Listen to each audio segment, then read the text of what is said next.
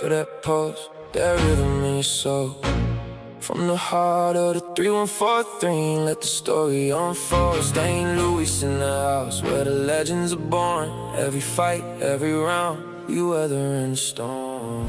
Yeah, yeah, yeah, yeah, yeah, yeah, yeah, yeah, yeah, yeah, yeah, yeah.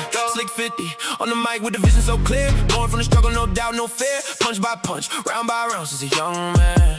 Studying the grace with a notebook in hand. From the Golden Gloves gyms to the big stage lights, analyzing every jab in those knockout nights. Now tune in close, let the real talk begin. It's the Judges Table Podcast, where the true champions win. We break it down, every angle, every hook, every sway. From the past to the present, we dissect the fray. The Judges Table Podcast, where the knowledge gets dropped. History in the making, truth can't be stopped. Yeah, the Judges Table Podcast, represent the 314 for the love of the sport. We want more and more and more. Ali's dance, a butterfly sting. Hagler's power with a marvelous king. Crawford switcher, masters art, each one etched deep within my heart. These aren't just names, they're lessons learned. In the ring of life, every lesson earned. From the first bell rings to the final count, every second matters. We talk about the amount of heart, grit, and passion that fuels the fight. Under these bright lights, we share what's right. So if you're new to the fam, or you've been here from day one, hit that like and subscribe button. Let's keep this momentum spun. We building a community, a squad strong and true. For every boxing fanatic, this table's for you.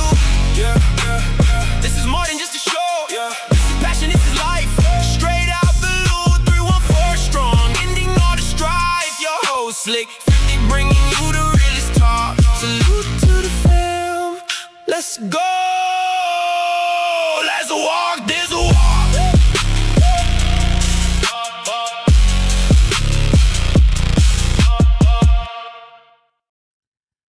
What's good, everybody? What's happening, man? It is Friday. We made it again to another beautiful weekend. Also, it is graduation weekend. Salute to all my graduates, man, especially to my nephew, man. I'm proud of you. I'm big proud of you, bro. Done thing. Hey, believe it or not, I know it's just high school, but it's a big deal, bro. Mo, these cats ain't doing it, man. They ain't doing it, man. So salute to y'all, man. That's a big deal. You're here, man.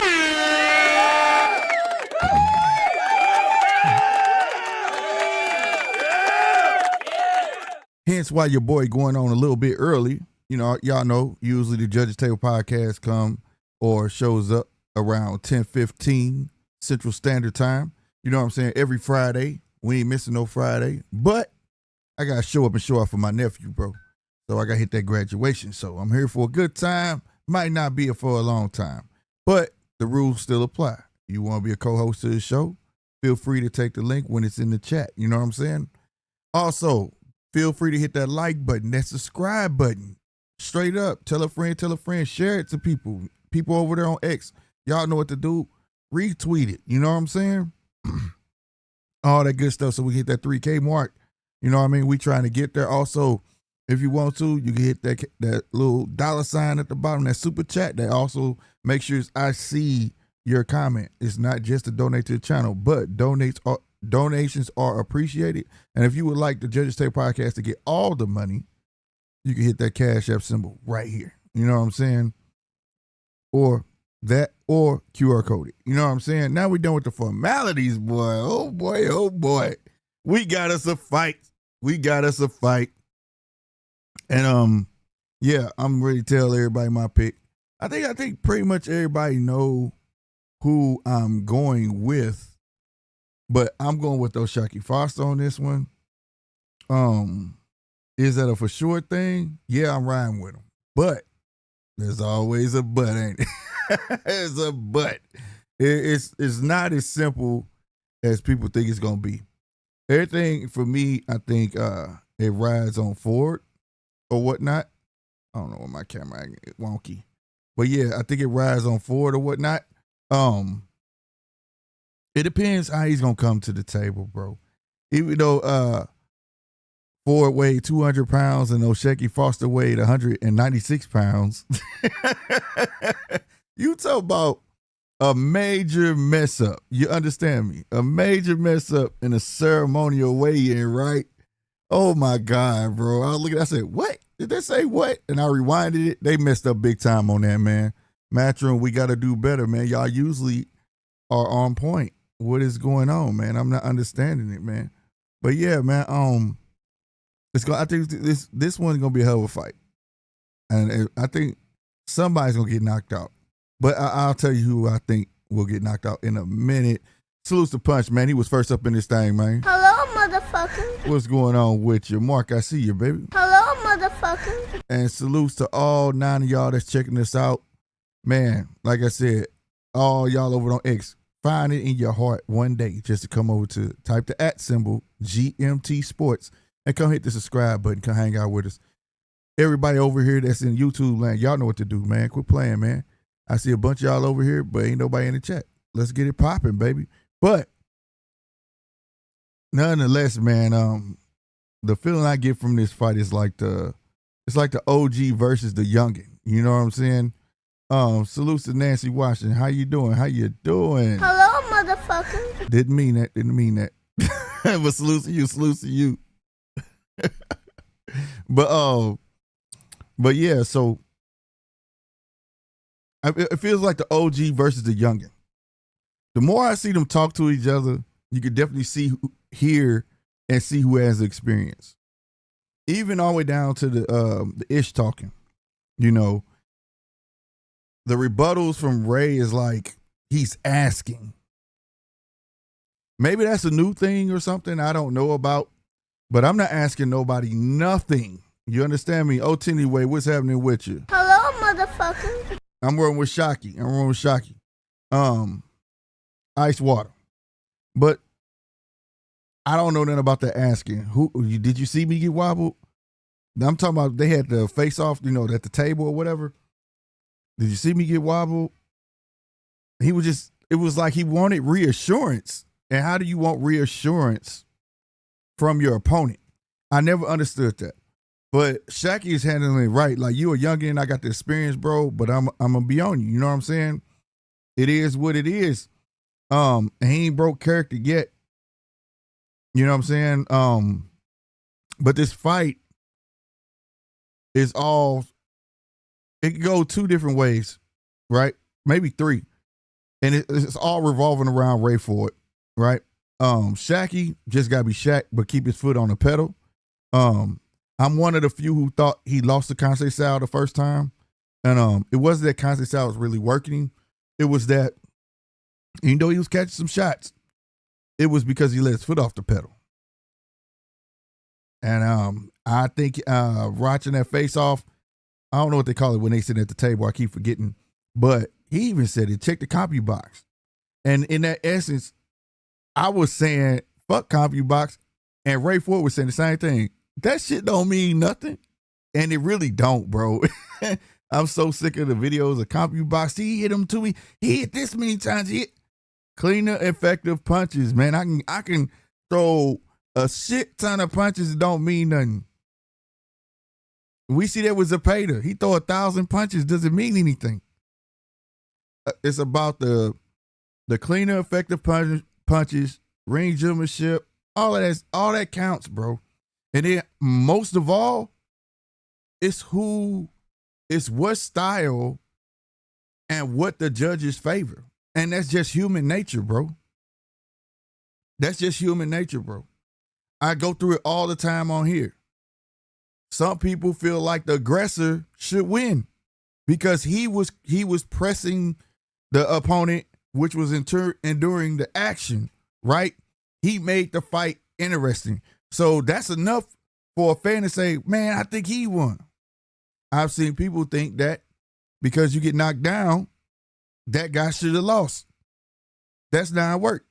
In boxing, I think we all can agree, it's not that you got knocked down, it's when you get knocked down. If you get knocked down early in the fight, you can dig yourself out. If it's a tight fight, you get knocked down late.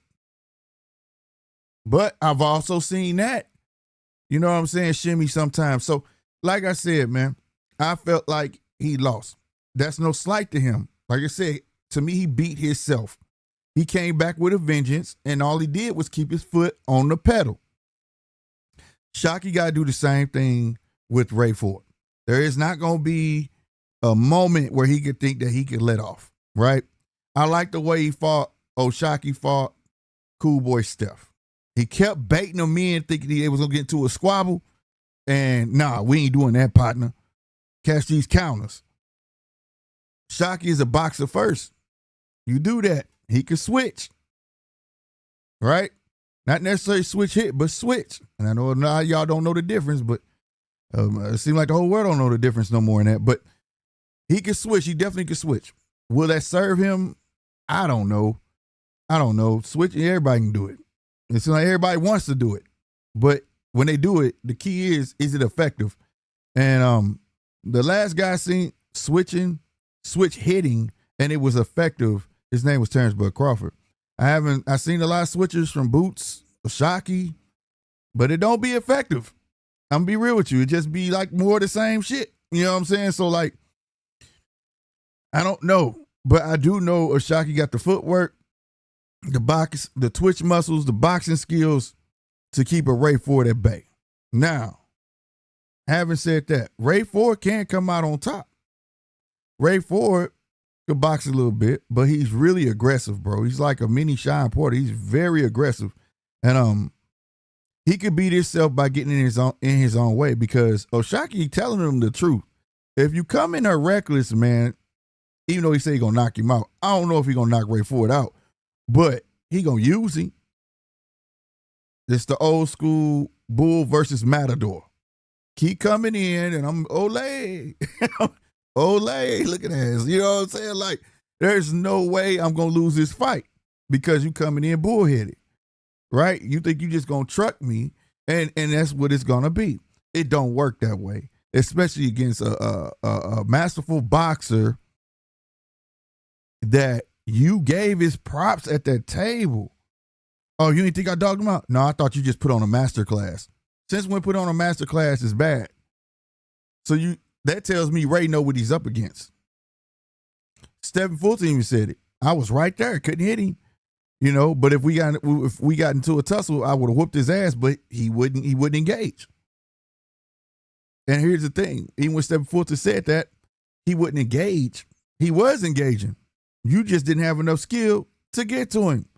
So that's another thing. Does Ray Ford have the skills to get to a Shockey? Cut the ring off, not, you know what I'm saying, looking like you doing a cha-cha slide or something. No, effectively cut that ring off, walk him into your punches. Not just cut the ring off and we ain't talking about that. Cut the ring off and lead him into your punches like Bam do. And that's why I like Bam footwork. Bam got some of the best footwork out there. Y'all need to get up on my boy. But so at the end of the day, which way is up for Ford? For me, it's gonna be about what Ford coming out. I'm gonna say because I really don't know, but I feel Shockey coming in there mug, he gonna step, he gonna hold his word, he ain't gonna lie, he gonna run up, get all the way to his face and lean back. And he gonna go to him fast. He gonna come to him fast. And he gonna lean back and let him swing first. And Ray might catch a counter off the bat. And that's all you gonna see Shockey do. Shockey gonna be, right? What is Ford gonna do? Is Ford gonna box? Because I'm not convinced. He said that he said Shockey ain't knocking nobody out. He said, you ain't knocking nobody out. He said, well, I was boxing early, so I was just coasting. I've never heard that. I've never heard that. I thought you always wanted to make a splash. You know, if you got the goods, use it. And also heard if you don't use it, you lose it. You know what I'm saying? So I don't know. But all I can say is that I did enjoy the build up to this fight. It was not over the top, right? And it was fairly interesting. Like, I can't recall the last time I felt like it was like the OG versus a youngin' like that. Right? Like you felt it. Now, I've seen OGs take on young lions, But the wolfing, you know, like even when Keith Thurman took on Pacquiao, that didn't feel like an OG was taking on, you know what I'm saying, a young one, because Pacquiao wasn't talking. Like, you heard Keith Thurman talking about T-Rex arms and he was joning and stuff, but it wasn't like this. This felt like a personal conversation between the two at that table, and you know what I'm saying? And he damn near looking up to dude. Like, I just didn't understand it. And I wanted a little bit more. That push, I didn't. That push was nothing. That push that happened on stage, that really was nothing. It was like, I'm trying to figure out how to explain it. All I can do is act it out. When you got to yank your neck back to push somebody, that ain't no strength, bro. It's not saying that you don't have strength, right? It's not saying that you don't have strength. It's saying that you don't know how to channel your strength. So when he went and pushed me, he said, head down, threw his head back, pushed out. It was like, yeah, I don't know, bro. And it might be why he hasn't really been stopping nothing. Now, here's my thing, though. I think Ford can stop something. Ford don't sit on his punches. If Ford, you know what I'm saying, really, really change something up, you know, and sit on his punches and know how to mix it up, you know what I mean? Yeah, he got a very good chance then. But when have you really seen Ford sit on his punches? Like, really? And he don't. He don't. He look like he should be just chopping trees down, you feel me? But it's like Happy Feet. He got happy feet. And he just, Same thing with like Sean Porter. Sean Porter used to look like he was all over the place because he really didn't sit on his punches like that. But Sean was just strong. But just think if Sean really, really did sit on his punches, that'd be crazy. That'd be crazy. You know what I'm saying? Straight up. So, you know what I mean? At the end of the day, I need to know. What's up, Punch? What's up with you, baby? Flick, what's up, bro? Same old shit, different toilet. Good conversation, bro. I just wanted to join in. Yeah, always, man. That's what the show for, baby. What's your thoughts on it, man? What's your thoughts? Who's your pick first? I got Foster. You got Foster? Yeah, I look at it like this, man. When like, you know how I compare fighters by skill.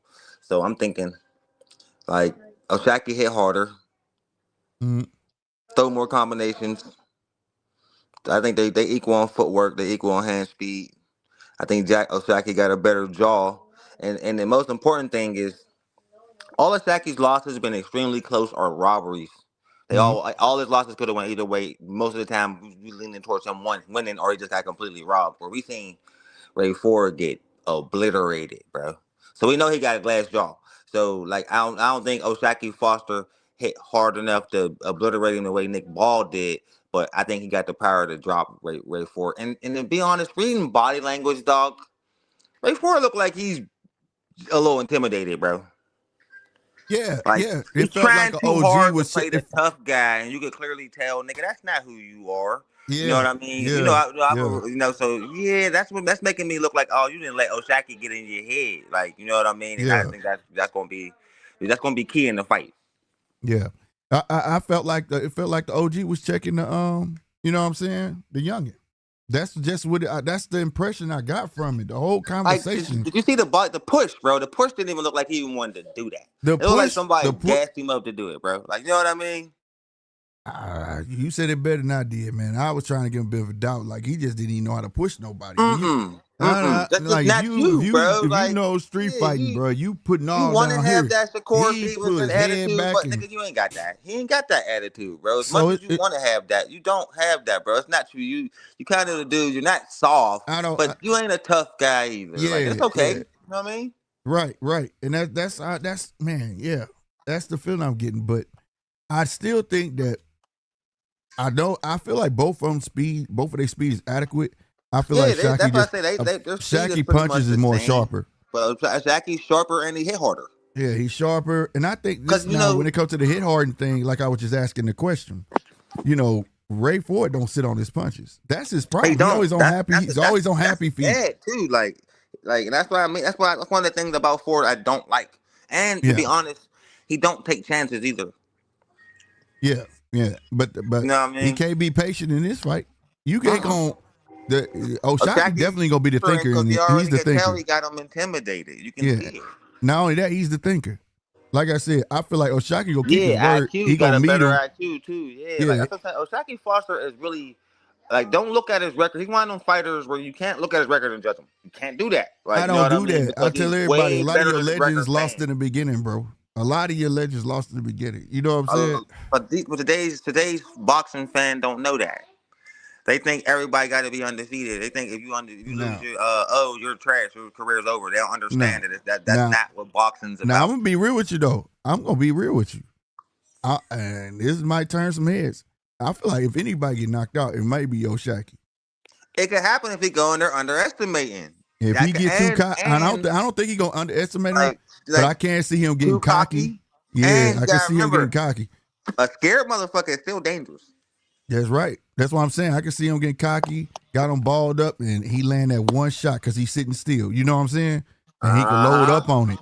And we have seen O'Shaquie lower his guard and get hit with some clean ass shots, so he could play around. We'll see. Like maybe that's the type of fight he want to have though, because there's genuine dislike, and those always make for the best fight. So we might see a side of Ray Ford we never see before. Fighting O'Shaquie Foster. That's what I'm hoping. That's what I'm hoping. I'm hoping he sharpen his toolkit, slow the feet down a bit where he can sit on them punches.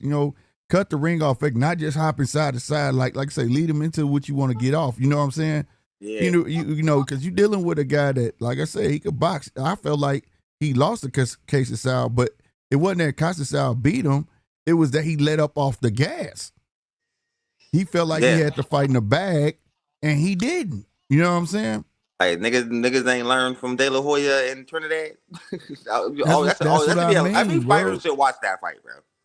That's what I mean. Like you gotta finish it all the way through, bro. Especially if it's a give and take fight like that, bro. No, man, ain't no round up for grabs. Then you know what I'm saying. I don't think it's gonna be like a super chess match either, though. I think they're gonna really throw down, bro. They don't like. I think it's a classic boxer versus the puncher. It's just the boxer got more options. He mix it up with you, and you hit him too hard, he could back out, start tagging your ass. You get what I'm saying? Yeah. And look how he did Cool Boy. He kept walking into Cool Boy's stuff with his back out and kind of bing. Because what was the problem with Cool Boy? Same problem Ray Ford got. No power.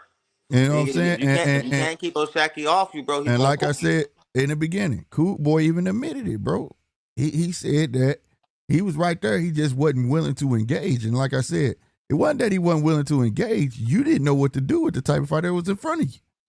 Because you was following him around. You sit there right in front of you, but he hard to hit. He got good defense, but at the same time, he gets careless sometimes. That's the only thing about O'Shaquie Foster I don't like. I can see you crossing the line of confidence into cockiness and mess around and get caught. But I don't see Shockey knocking Ford out. I don't see him knocking him out, but I taking that chance because that's gonna take a chance. Putting him down though, at least once. Cause we talking about a kid that swing wild as shit. He remind me of like a mini Sean Paul. Once he get on, you just rattle off punches, whatever. But I don't see that. I think this gonna end up being more of a bull versus matador. You don't think Ford got glass jaw? Once it settled down, huh? You don't think Ford got glass jaw? No, I ain't saying that he can't be knocked down. I'm saying that I think Ford got enough sense. So you saying what happened against Nick Ball can't happen to him again? No, yeah, but also we gotta remember, man, that dude, he shouldn't even been at their weight. That's the only benefit Dalgate. He sold. Hey, bro, I don't make excuses for these niggas to be draining themselves and to be getting cooked. No, I understand. He shouldn't have been there. He looked the same way in this way, and didn't he look kind of sunk in? Like, bro, he might be trying to move up for Ray Ford. Look like he's struggling to make this weight. Like, yeah. So he had that skinny crackhead look, bro. Like Haney, bro. Like, why he look like that? He looked like he's sunk in, bro. Like he looked dry. That's what. It's like, man, my man might have to move up, bro. Like, I don't know why. I hate that fighters do that. But like, I don't feel bad when they blow up in their face. Yeah, but I expect this to be a good fight. I love the boxer versus the puncher. You know what I'm saying? Or the one who think he's the puncher that's gonna rattle off a lot of punches. But at the same time, like I said, Shockey, like say, at time he get real lax, man, and let up off that gas, and he ain't gonna be able to do that. And that'd be the moments where Ray will take the fight. You know what I'm saying? Take them rounds. You can't. If he can get past that get, fear, man, because that nigga's scared, bro. You know, He's think, intimidated, man. Clearly. Yeah, I think Ray got a good shot. It's just all about how Ray he got a chance, approached bro, the fight. I don't think he got the way one. he approached a way. It's all about the way he approached the fight, bro. If he can't hurt O'Shaquie, bro, he's gonna lose. If he go in there, but that's what I'm saying. It's not about hurting him. It is about hurting him, but it's about getting to him to hurt him. You can't just go in there like we've been seeing him think he's just finna get off punches. You know what I'm saying? Yeah, you dealing with a boxer, bro. He'll use your ass. If you gonna keep coming forward, he gonna counter the fuck out of you the whole night. Counter you real hard. So that's why I brought us Cool Boy Steph. That's what he did to Cool Boy. Cool Boy thought he was finna go in there and mix it up with him. And was getting countered all night. He got close enough and act like he was finna to and take a step back. Bing, bing, bing. You know what I'm saying? Like, yeah. You know, so it's all about him. Fight, man, but I ain't sold him. I never was. I see Ray Ford's another one of them dudes. He got a question mark over his head. Like, are you? But he was highly touted. Another one. Watch out for this Ray Ford kid. Ray Ford. Then I seen him get blistered. Right. My thing. Same with Nick Ball. Same thing. Like Nick Ball. Then we watched him get plastered. Like, come on, man. I think we knew he was small, man. That was gonna happen one way or another. That was gonna happen. Figueroa was gonna lose his first defense. And I ain't gonna lie, I knew it was gonna happen. You wanna know why I really think that happened to Nick Ball? Not to get off the subject, because he start like, what's the word? Fancying himself. Like when he made the comment. He made a comment before that fight about Shushu. If Shushu want to fight me, he better watch how he talk about me. Yeah, Shushu would have said what? I said what? Oh, you sound like a girl, bro. Now I can't root for you. I remember that shit. We clowned him. We clowned the hell out of him. You can't do that. And then he lost. Super scared, brother. Then he lost. See, like, you don't start talking like that. The funny thing is he was dominating that whole fight. Facts. You know what I'm saying? What's good, Captain? What's going on with you, man? Hello, motherfucker. I see you down there. What's Hello, going on? motherfucker. Mark, what's good? Hello, motherfucker. Yeah. Shout out to the guys, guys, I didn't see Nova. You said, did you see Nova take on Shock and Ford with Shine Zatel? What, it was an interview? I ain't see that. But I see the fights. But There's a lot of little crazy, interesting things going on in boxing. Other than this fight, it's been kind of cool. That's why I hopped on. He said you tripping punch. He said he has weird jaw. Amir Khan glass jaw Ford never been dropped. Yeah, it's true, but he could get rattled. He get rattled. He got rattled that one time against what was the fight he had to rally back? But my thing is, I got to see if Shockey gonna sit still enough to put something on it. You know what I'm saying? On him like that. I don't think he's intimidated by Ford's power. You know, before. That's the only thing they can keep a Shockey. But that's the thing, bro. That's the thing, Punch. That's the thing, Punch. When have you really seen Ford sit down on a punch? When the last time? That's what I'm saying, bro. I want to see him sit down on something. It's annoying, bro. I don't like it. I want to see him sit down on something. You know what I mean? To show that he really bought it. You know what I mean? Like, hey, but again, that'll be one thing if he had a guy that really was gonna stand there with him. I don't see a Shockey standing there with him. He gonna have to learn to cut the ring off. Not that side to side stuff he'll do. Really cut the ring off. You know what I'm saying? Frustrate the hell out of Shockey. Like, I can't go where I want to go. He got to make Shockey uncomfortable with shit. Shockey cannot feel like he's owning around at any time. You know what I'm saying? Yeah. He got to be on that man like he his jacket. You know what I'm saying? You know what I mean? That's why I don't know, man. I don't know, bro. I think I don't know, man. I don't think he could take the power. But I could be wrong, man. But I don't. It's just Ford's just one of them dudes. We'll see, man. And I could have swore Zai. What, ain't Shockey taller than Ford? Because at that face off, it seemed like that dude kept growing inches. The other face off, they like maybe like an inch it was like taller the same height. And then at the weigh-in, he was way taller than this man. I'm like, oh, we got another Canelo incident where you put socks in your shoes, but bro. nigga, they got them shoes you can buy now to give you like 2 inches. Oh, it gotta be something. Because I'm like, nah, when y'all was at that track and looked at each other, y'all didn't look like this. Like, Ford looked like he put on 2 inches overnight. So, I mean, I don't know, bro. I don't know. I just know it's a good kickoff. Every 2 weeks we getting some good fights. So I'm not mad at that. We starting off with this one. In 2 weeks we got Bam. After that we got Boots. You know what I'm saying? Yeah. Yeah, it's shaping up. Then you got who else? Anthony Joshua. Then you got another Tyson Fury fight. It's just bing, bing, bing every 2 weeks. You know what I'm saying? Then we got Spence and Zoo coming up. Oh yeah, the Spence and Zoo. Oh, speaking of that, they put Jamel. Who was that? Jamal or Jamel got added to that card. One of the Charlos. I was about to ask you which one. I'm not sure. Yeah, I got it on my phone. Probably Jamel, because he's been calling out everybody. He's been in the gym training too. So I get their names mixed up, bro. That'd be my problem with them. I think Jamel trying to get the winner of that. No, it's Jamal. It's Jamal. He's the tighter one anyway. That's the one I'm more excited to see. Yeah, and they trying to find him an opponent. Hey, that's Caleb dope. Plant, nigga. Why they bullshitting? I don't know, but get him in and get it done. I want to see him in the ring with nobody but Caleb Plant. Dog, make that fight, man. Quit playing. So he could cook Caleb. That's a nice addition to that card. I guess they felt like, hey, we need to do something. You know what I'm saying? This ain't gonna sell itself. Keep trying to price itself out. This dude keep losing, bro. Like you keep trying to demand $10 million. Like, bro, you keep losing, dude. He said they're the same height. What, at the weigh-in? Not when I watched on TV. It looked like because Foster was looking up. Taller. Yeah, he was looking up at him. You know what I'm saying? I don't know. But if they the same height, that make the fight even better, bro. Hello, motherfucker. What's up, Talker SD? Do what that man say. Smash that like button, man. The only fighter I think got a glass jaw. I think a lot of top fighters got glass jaw, like Abdullah Mason, Devin Haney. A couple niggas. I don't think those glass jaws. See, me, we debate about this all the time. In a way, I think a lot of niggas who people think is top fighter, I think they got glass ass jaws, bro. Like, I don't think those glass. Amir Khan is a glass jaw where he on Bambi legs, bro. He's skating when you hit that man, bro. Like. He's legit skating. You hit Amir Khan. He's done. Amir Khan had his jaw. That's a glass jaw. That's a glass jaw. But if you get knocked down, get back up, and you ain't nothing wrong with you. That's a flash knockdown. Like it happens. You know what I'm saying? From being reckless. You know what I mean? But Amir Khan, all right, I'll give you a prop. I'll give you credit for one if you get flash knocked down once. But if it happened to you twice, man, that's your fault. I'm sorry, bro. I'm sorry. Like, ain't no getting through the punch. I ain't flash knock down you again, bro. Like, nah. Ain't no getting through the punch, bro. He's like, I don't give a damn it. You should get knocked down, period. Like, because come on, man. Let's keep it a buck, man. Like, the true elites, they really hit the canvas, bro. If they do, they might do it twice in their whole career. If twice. Like, come on, let's just be honest. Like, the elite fighters, man. Yeah.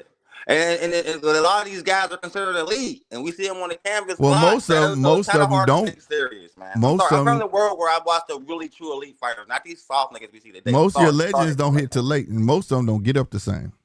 Like, yeah, man. I just don't. I'm just saying, man. Like, so I'm not mad when they get knocked down early. I'm not mad when they get knocked down early, but if you get knocked down more, all right. I seen top fighters get dropped. All right, but bro, they got up and whooped ass afterwards, or they didn't go down again. And if they did, it didn't happen usually 2 or 3 times in a fight. I only seen a couple. Diego Corrales is one of the few fighters I seen get dropped like 4 times and get up and win a fight. It don't happen often, bro. Yeah. Like, no. So when I see guys get dropped on multiple occasions, not even once or twice in a fight. I mean, just you got dropped in this fight, damn, and you got dropped a couple fights after that, damn, you got dropped again. Some people say, "Oh man, that's a lot of heart." I'm like, bro, eventually you gonna run across that nigga that keep you down, and that always happens. Yeah. Don't that always happen? I'm not making this shit up. Hey, Zach said Nova basically said they both don't have power and shock skills are superior. Wait a minute, who said? Wait a minute. You said that wrong. You said don't have power and shock skills are superior to. I guess you meant forwards. Okay. Do you think they both don't got power? Who got more knockouts out these two? Nova said that that's Nova's. I mean, I know, but who got more knockouts? Definitely O'Shaquie, right? I'm not sure. I ain't even about it. Yeah, look it up. He said, what's your definition of a glass jaw? I think he just explained that. Mexican boxing number 1. Where the hell you been at? Multiple times in multiple fights, win or lose, bro. Like the top fighters, I shouldn't have to name them. Yeah, some of them in the old days, they got dropped later in their careers, but even in today's top fighter, and I'm naming the top, look at the top 5 fighters of today. How many times, besides anyway, have you seen him hit the canvas? Yeah. I'll wait. Exactly. That's what I'm talking about. I hear you. I'm not wrong. He said, so does Bud have a glass jaw? No. You seen Terrence Crawford get wobbled exactly 2 times in his career. Twice. Who wobbled Bud? Without Velasquez hesitation. and your boy. No. Like, why would I think?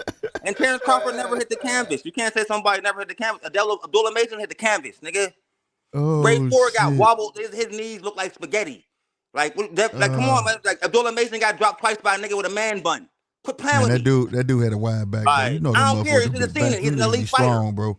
He just dove right back in again and got dropped again, bro. But that was no a excuse man. for that shit. He was a prospect, Right. man. That nigga was not. That And nigga was, even in his championship fight, give it. man, he didn't fight his fight. He fought dudes fight. That fight shouldn't have been that close, man.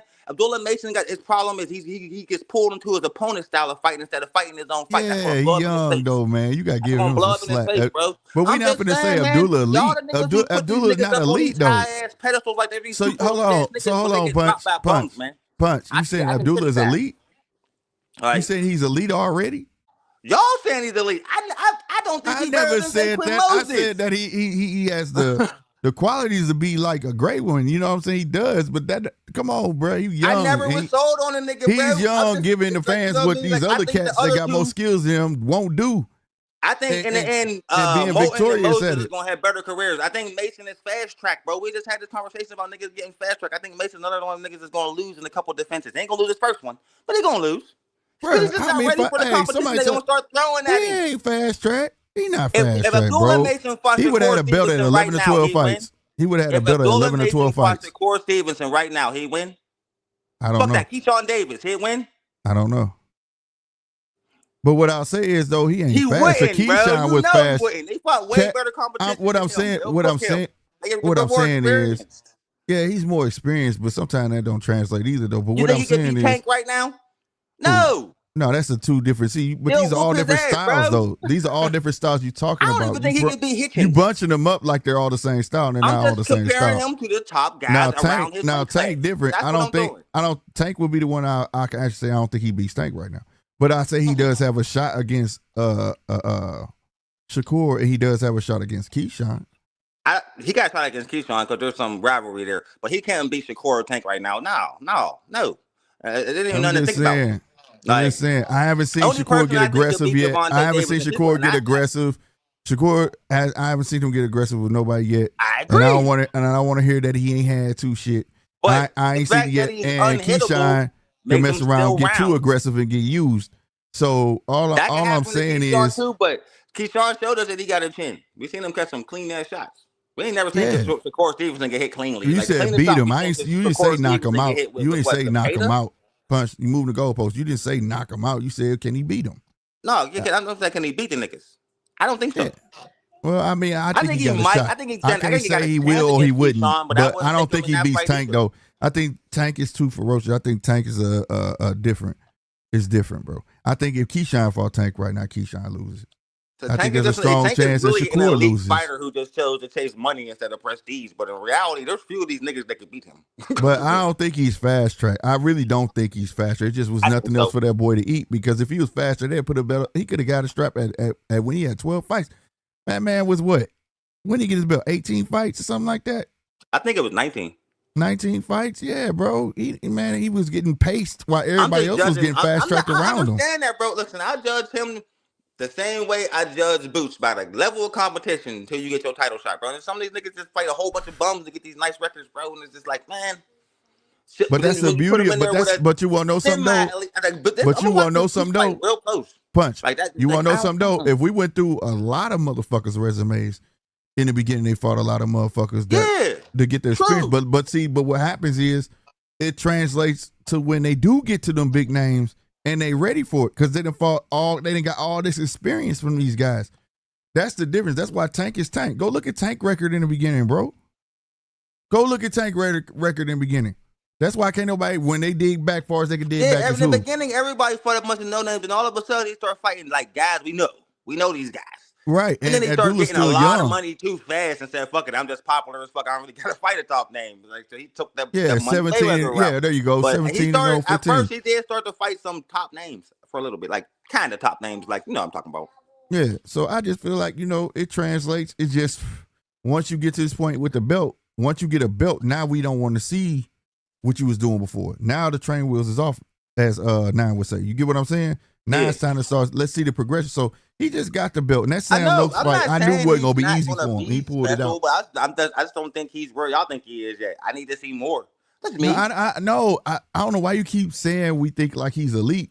We say that he has the potential to be elite. More so than when I first saw Keyshawn. When he got that belt for a way smaller fighter. And I knew everybody knew he was going to eat that little dude up. What was his name out of Lomachenko camp? Had the belt, beat Navarrete. I don't even know how the fuck he beat Navarrete. And then when they said Keyshawn was, I was like, oh, Keyshawn finna get this belt easy. That was a way to get the belt on Keyshawn. But when you take a Abdullah and fight a Sam Noakes, nigga, like, okay, I understand a lot of people didn't know who the fuck Sam Noakes was, but if y'all recall, when I was like, yeah, he ain't fighting Sam Noakes. And then when Sam Noakes walked in the ring, I was like, oh shit, Sam Noakes, the nigga Sam Noakes come to bang. Sam Noakes is not a pushover. So for him to take a belt off a fighter like that was a better win than Keyshawn taking the belt off that little dude that didn't nobody know. That was one of Abdullah Mason's worst performances to me. What? Bro, he fought dudes fight to the core. That ain't look nothing like the Abdullah Mason. Okay, let me explain my what. Fights before that, bro. I understand, like, come on, man. He stood there with this dude in the slug. I understand that. I understand that. I do. I really do. Because I'm on record saying he could have made that fight a whole lot easier with his skill set. Way easier. But he beat the man at his own game nonetheless, and did it convincingly. I can't stand fighters that do that. And did it convincingly. It blows up in your face. You know what I'm saying? So I think, man, at the end of the day, Abdullah just learning. He's young. I mean, but you make a good point though, Slick. And If you beat the man at his own game, how many fighters, and maybe two of them, how many fighters was known for that? Beating their opponent at their own game every time. No, it's not a lot. Very rare. Not a lot of them, bro. They could do that. They could pull not a lot. Shit off. Like only the super elite niggas could do so this. I just think that he has the potential to be elite, bro. And now, as long as he keep fighting the tough fights and he learning, and he said it himself. He said it himself. He said it himself. The very next day, I realized I could have made that fight way easier. I didn't have to do that. You know what I'm saying? Like I said, he young, dog. He young. But credit to his win. I'm not going to take that fast track because that wasn't no fast track fight. They was trying to see if Abdullah really had it. That was a tough ass fucking bout. Especially, like I say, Keyshawn got all the fame, but he took his belt off Bernatech. He got to beat somebody like Kid Austin to get my respect. You got to cook one of these niggas nobody want to fight. I think, but Abdullah ain't turned down nobody. Abdullah ain't trying to be nobody friend. Abdullah turned Kid Austin down twice, bro. When? Slick. How don't you know? When? I know what you're talking about, but they never put the pay work in. Remember when the old dude said we beat them in the ring, we already fought all of them, we already did all of this shit and this and that third, and then when it came out, they never put in. They never tried to do that because they won Tank. They kept chasing Tank. That was just all bullshit. They were trying to get Mason before Tank, but that fell through. Remember? Because you got to remember, what's bro. Up, now? The number one contender for 913. What up, dog? Hold on, nigga. Punch, I got your ass now, nigga. What you got me for? Hey, you covering your mic. I can't hear you. Can you hear me now? Yeah. Mr. Punch, my little brother, right? Who complains about the current climate in boxing, finally got a little nigga to win a title, did not get it in an email, who was moved properly, who went 12 rounds for his first time against another puncher, and you don't like that shit?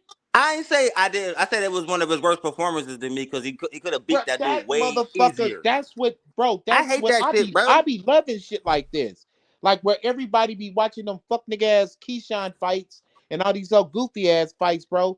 I'm like, bro, look at Wardley and Dubois. I'm like, I'm loving this motherfucking Ford Shockey Foster. Oh yeah, that's gonna smash. That's what we're just talking about. And I'm telling you, Noakes and Mason was one of them fights. And guess what? It delivered. I'm not saying it wasn't a good fight. I'm just saying it was one of his work. From judging from how elite I've seen Abdullah Mason look, that was disappointing to me, bro. I thought he was going to cook notes. I didn't think he made that way harder than it needed to be, bro. And Bro, I that can't was stand his when good first day fighters of stoop college. to another nigga's level, bro. It's annoying to That me, was, bro, when your bro, that level's was his above the first nigga. day of college. That was his first day of college. His first 12-rounder, his first world title shot. You know what? And For he most still fighters, that usually passed, is their nigga. toughest fight. You make a Guess point. I what, get it. nigga? C's get degrees, nigga. Right. But as far as the motherfucking Right. as far as the motherfucking performance, the aesthetics of the motherfucker, me watching the fight, I'm like, God damn, these niggas is both taking some hellacious punches because they both took some hard punches. Yeah. And bro, I love that fucking fight. And guess what, bro? I think that it raised Noakes' stock too, even though he came off on a losing end. No, he was Ain't nobody trying no, to he was fight the Noakes belt holder. like that. He was I'm the just belt holder. saying, man. Like ever since I seen him get dropped by that bum, bro, I lost a little bit of hope. Like, oh man, Bro, Man, thought we listen. had us one. A young Ali got dropped. A right, that's young why I said Andre Ward got dropped. that's what I'm trying to tell you. That's why I was saying a lot of the Guess legends got what? did like Guess that. what? Guess what? I'm gonna take it even further. A young Roy Jones got dropped by a bum named Luda Val. Yep, Ludoval, Galaxy Man got dropped. A lot. I mean, he lost. A lot of them lost in the beginning, and a lot of them got dropped, bro. That's what I'm saying, bro. Listen, Bernard Hopkins It's okay lost to get his. dropped in the beginning. Bernard Hopkins came Hold right up, hold out up. the What did he pen. do to Lewis after that? But listen, Bernard Hopkins came right out of the penitentiary Stand Bernard and Hopkins. got his first He said, "I professional can't fight stand and Bernard." lost the I couldn't stand motherfucker. Bernard Hopkins, bro. But he a I was legend so though. happy when Jermaine Taylor beat him. I want I so couldn't much stand. for I it. couldn't stand Jermaine Taylor ass. That dude. I was like, I somebody wasn't knock I his wasn't a ass big out. I I did wasn't a not big like B Bernard Hop Hopkins, guy bro. either, man. I wasn't a big B Hop Yeah, guy B either. Hop was the dirtiest fighter. That's why I called the dirtiest fighter in the game, I bro. hated But his guess style, what bro. It was so though? dirty. Guess what though? B Hop though, being a young boxing fan, you gotta have guys like that. So going forward, you know how to handle other motherfuckers. Like Right. I know how to handle a Devin Haney because of a B Hop. I was not a B Hop guy. I did not like the way he fight. I thought his fights looked fucked up. The aesthetics of his shit, I didn't like it. I didn't like the fact that he was a dirty motherfucker. It was just Mm-hmm. something about his style that just didn't click the boxes for me. You know what I'm Mm-hmm. saying? Mm-hmm. Devin Haney is the same way to me. But am I going to deny that that kid is great Right. or doing good shit? Right. I can't deny it. Facts. But me personally, from my taste, give me a Wardley Dubois any motherfucking day. Oh no, Give that fight me was a fun. motherfucking Mason versus Noakes any day. Fuck that. Blood. Give me a Gotti Ward any day. Somebody they gonna put it on the line. Yes, But we I don't want we that don't fight get where I'm that no like, more, damn, bro. man. Like that's part of my frustration, nigga. We don't get that. We rarely get that. That's why we all keep talking Well, about that the told me about Abdullah the Mason when Warley, he the do Wall he thing because it was so unexpected, nigga. Like all the good fights we had leading up to that, and that was the best fight of the year right now, bro. It's kind of embarrassing. Man, I well told people that. I that's come stood from on the people not being soapbox moved with right. that. They I not was being moved begging right. motherfuckers to talk about that fight Like we more. had Tio versus Shakur, and we had Zerto versus Benavidez, and that eclipsed both them fights by a mile, nigga. Bro, How is this you're not possible? gonna get no exciting fights fucking with T.O., bro, and Shakur. Shakur is not gonna give you an exciting fight. Only way you're gonna get an exciting fight for Shakur is when this motherfucker's late in age and his Oh legs no, I start to enjoyed fail. that fight. I enjoyed Or watching niggas get somebody luck completely up and dominated in rock one his punch. ass. I like niggas do that. I like when people get Bro, but embarrassed like but that. Shakur is not built like that. He doesn't want Man, conflict. listen, But man, now, I hold hate to on. break That's this to my you. Ain't point nobody right gonna there, be able though. to Hold beat on, hold Shakur on, hold Stevenson on, until hold they on. get That's him, my bro. point right there, though.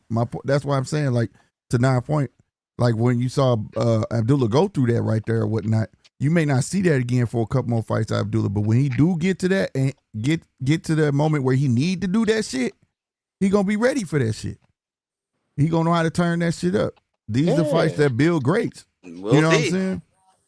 Now he And got guess that. Now guess he what got the another young tool in nigga the doing right toolbox. now? He's got a fight scheduled in Cleveland against another undefeated kid. Right. If that ain't a hot boy, then what do you call that? Huh.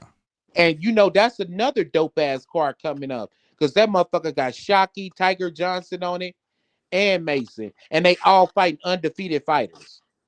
Mm-hmm. Bob is cleaning the motherfucking house, bro. And I'm happy to be sitting back and watching this shit. He is. Bob is still he got recovering everybody from that lined up. stroke from Richard Torres getting cleaned out.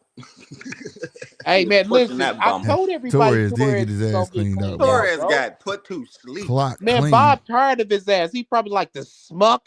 He ought to Right. be in cruiserweight. You smuck. Right, bro. Hey, Nine, do you know that whole night? Remember we was talking about him being a cruiserweight? Why the next morning? That's what everybody was saying. He need to go to cruiserweight.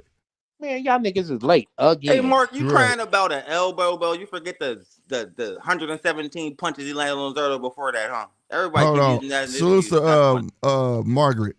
I think that's how you say Tell that. Mark Margaret. he can't gaslight us, bro. Salute to you, man. Hope you hit that like button, hit that subscribe button, man. He or she said he got dropped by a small bump from 130 twice, ranked in the hundreds, and got dropped before as well. He faced nobody. He went up in levels. Sam exposed him more. I don't know how you say Margaret. that was exposed. I agree, Margaret. I agree. I think that y'all should start. I know y'all watch boxing, but I think y'all should start watching boxing. I don't mean no disrespect with that. Like if y'all go back when I was commentating that fight, what was the first thing came out my mouth when I saw that dude walk to the ring? I said, "Oh, here go another one of these wide back motherfuckers." I said, "Abdullah might get dropped." I said that. It's something about big back motherfuckers. They drop nigga. I mean, Man, shit. no way them just feel wild like, looping man, left hand should have hit him, bro. I just feel That was like all on I feel like Abdullah. Abdullah. Abdullah. I But feel like here's the thing, Abdullah though. Mason is getting the motherfucking the shit that Torres deserves. Torres got knocked the fuck out, blood. Yeah. Clean the fuck out. I can't unsee that. I was like, nigga, shit. We was up here, nigga. I was trying to be nice. Yeah, he might get caught, man. I'm trying to be nice about the situation. I'm trying to let blood live and shit, because the homie coaching him and shit. I'm trying to let him live, bro. Like, every time I say this about these niggas y'all say as elite, when I point out they flaws, y'all always say I don't know what the fuck I'm talking about. I see these niggas in the chat. Man. See, but bro, listen, we didn't say he 99% elite. of the time, nigga, I be knowing what the fuck I'm talking about. So when it happens, I didn't I'm never gonna say that laugh nigga was like you elite. niggas like I always do, and use Zapatino in the chat too, because I be knowing what the fuck I'm talking about. Rewind okay? this, punch. Just Rewind remember this conversation. Because I'm Punch. not on here for a long time. Rewind this motherfucker when I get off. I never said Abdullah Mason is elite. I said I like to see that nigga scrap. That's what I said. That don't mean elite. Right. Man, listen, man, That's you why I can don't have know why two he fat think we bitches said. I fighting know over I didn't say goddamn that. EBT cards out in the middle of the motherfucking street, nigga. I want to see that shit. I'm not saying these hoes is motherfucking elite, nigga. Don't get it twisted, little bro. No, not even nowhere near the pound for pound list. Not yet. Yeah, pound for pound EBT card list, nigga. Look at that. No, You know what I'm the saying? kid But just got bro, the making. He has the makings, bruh, and the grit to be I a never great denied one, bro. that, Slick. I said the nigga has potential to be great. Yeah. But I don't like some of the decisions he making in his ring. That's all I said. But when you go watch it with the sound on, man, his dad was in his ass. He said, "You got that shit out your system. Now listen to me. Go put that motherfucker on Slick, the time. What he go out there do?" back 3 times. So when you hear his daddy talking to him, he talking to a young kid. You could tell, like, okay, you young minded motherfucker. Now listen, like, you know what I'm saying? He was out there doing the wrong shit, thinking he was feeling. He was, well, as my grandma said, you smelling yourself. Now you gonna listen to me, and we gonna go out and get this motherfucker out there. You know what I'm saying? And I mean, like, it happens. Get this. To add to what you saying, Slick. All the time we watching that motherfucking fight, I'm sitting up here drinking some motherfucking Hennessy, and the little nigga he ain't even old enough to get a drink. Right. Straight up. Man, that's just one of them things where that shocked the fuck out of me, bro. I never in a million years seen Abdullah fuck around, be top ranked last bro. hope, I was like, bro. what the fuck, bro? Don't tell me another trumped up prospect is really the star, man. But I'm not he started blistering everybody after that fight. He did. That's why I'm not saying he's a world beater by any means, because he ain't proved like shit. that, bro. I'm just saying keep your eyes on him, because even if he does get knocked the fuck out, 9 out of 10 blood is gonna be in devastating fashion. If he knock a nigga out, it's gonna be in devastating fashion. Right. I mean, I the like way he that. knocked He dude showed out, he could do it. Man, the way he dropped dude, the way he knocked dude out, that dropping, that was devastating as fuck. But it's like, ooh, okay, he did get up and put dude the fuck out. But it's like, man, Nigga, he got dropped twice, bro. if you try to fight somebody like think about this, man. Imagine if they put him in there with. I'm gonna use him as an example again. Floyd Schofield. If he try to fight Floyd Schofield's fight, he gonna get dropped, bro. He ain't gonna fight Floyd like that. You wanna know why? Like I said, if you match, like I said, each one of these fighters you name got different styles. Floyd rush in, bro. He'll use the fuck out of Floyd. He gonna rush in and punch the shit out of him. How you gonna catch a motherfucker? How you gonna catch talking that shit? How you gonna catch a motherfucker that's elusive as shit? If Mason on his A game, right, and he using his feet, and every time that boy come in swimming the way he do, he'll get used. He'll get used, bro. Real talk. It's not like Schofield got superb boxing skills. Floyd Schofield is like a miniature Sean Porter, bro. He talking on everything. Shit. He said Mason tried to box, but Sam wouldn't allow him to box. Right. Use his jab. Watch the fights. Exactly. That's what ring IQ is for. Exactly, nigga. But I'm not saying all that, nigga. I'm saying I like to see the fight. Responding to him. Where's your ring I'm IQ? Saying I like that fight. I'm not saying he's a world beater and nothing like that. The fight. Okay, this is where it gets sticky though. This is what Punch is saying. Punch is saying then instead use your jab and time up. Use your jab and time up. Man, that fight would have nice and shit. That's what I'm saying. Use the jab and time up. What I'm saying is the fight, the way the motherfucker looked, it was exciting to me. Right, but Punch admitted a minute ago though. Punch admitted a minute ago. How many fighters can you actually name that can actually take another person's fight style and beat him with it? Like legit, took that man, fought his fight, and beat him with his own fight. Like it doesn't happen often. I'm saying that's it's good shit when you could do that, but that shit's not sustainable. We got fights that niggas be falling asleep on. We fell asleep all through motherfucking Shakur's lightweight run, nigga. We had trouble staying awake for that shit. I'm just saying, win, lose, or draw, the niggas fights is exciting and it's a refreshing thing. They are. Yeah, I ain't never say it Salute wasn't the champion. What's up, champion? Exciting. That's all I'm saying. I'm not saying he's a world beater. I'm not saying he's the next motherfucking Roy Jones Jr., Muhammad Ali, Sugar Ray Leonard. I'm saying the aesthetics of that nigga's fight. I'm gonna give you a comparison. You don't see what you see in Abdullah Mason and Ray Ford. Hell no. All right then. All these dudes is from the same gym. They all get what I'm saying. You don't see that. If Abdullah Mason was where Ray Ford is now, I would pick Mason over O'Shaquie Foster. Listen, fellas, listen. My coach told me this years ago, man. We was in Kansas City at the ringside, and he was like, "Look at all these kids." And I was watching them and shit, and he's like, "The way they're taught in a way that when they get older, they're not gonna develop no power." And I was like, man, that kid right there, he hit pretty hard, being young and dumb and shit. Now I'm looking at the current boxing scene, especially with these American fighters. They've been groomed in a way that they don't have fucking power. Yeah. It's a lot of guys who's right-handed that's fighting in the southpaw stance. Abdullah Mason's a real lefty. Right. Tank is a real lefty. It's ironic that them is the dudes with power. Mm-hmm. And he's a phenomenal boxer that he don't get a lot of credit for, bro. You know what I'm saying? So I'm Tank is one of them niggas that had pound for pound like the kid is exciting for how long ever his career or his win streak lasts. I'll still watch the nigga after that because the fight was exciting. Man, we just got a fight with an undefeated guy, Wardley. We knew that nigga wasn't gonna stay undefeated his whole career, right? But we can't say that tank, fight, bro. The gas tank, bro. We all knew that. Like, but that fight was a good ass fight. But it was a good ass fight. Yeah, it was a great fight. But the same thing happened. We knew it was gonna happen. And at the end of the day, man, listen, fellas. At the end of the day, as boxing fans, what we want to do primarily is see dope ass fights. A dope fight. That's the competitive ass fights. It could be competitive because the motherfucker don't know what the hell he's doing and fight the wrong technical style. It could be competitive because these dudes are just at the same level. I don't give a fuck as long as it's competitive and some shit that I want to see. Because don't you think, bro? Like we hold up, you thought Wardley versus the Ball was competitive? Yes. I just thought that was just two heavyweights just punching each other. Yes.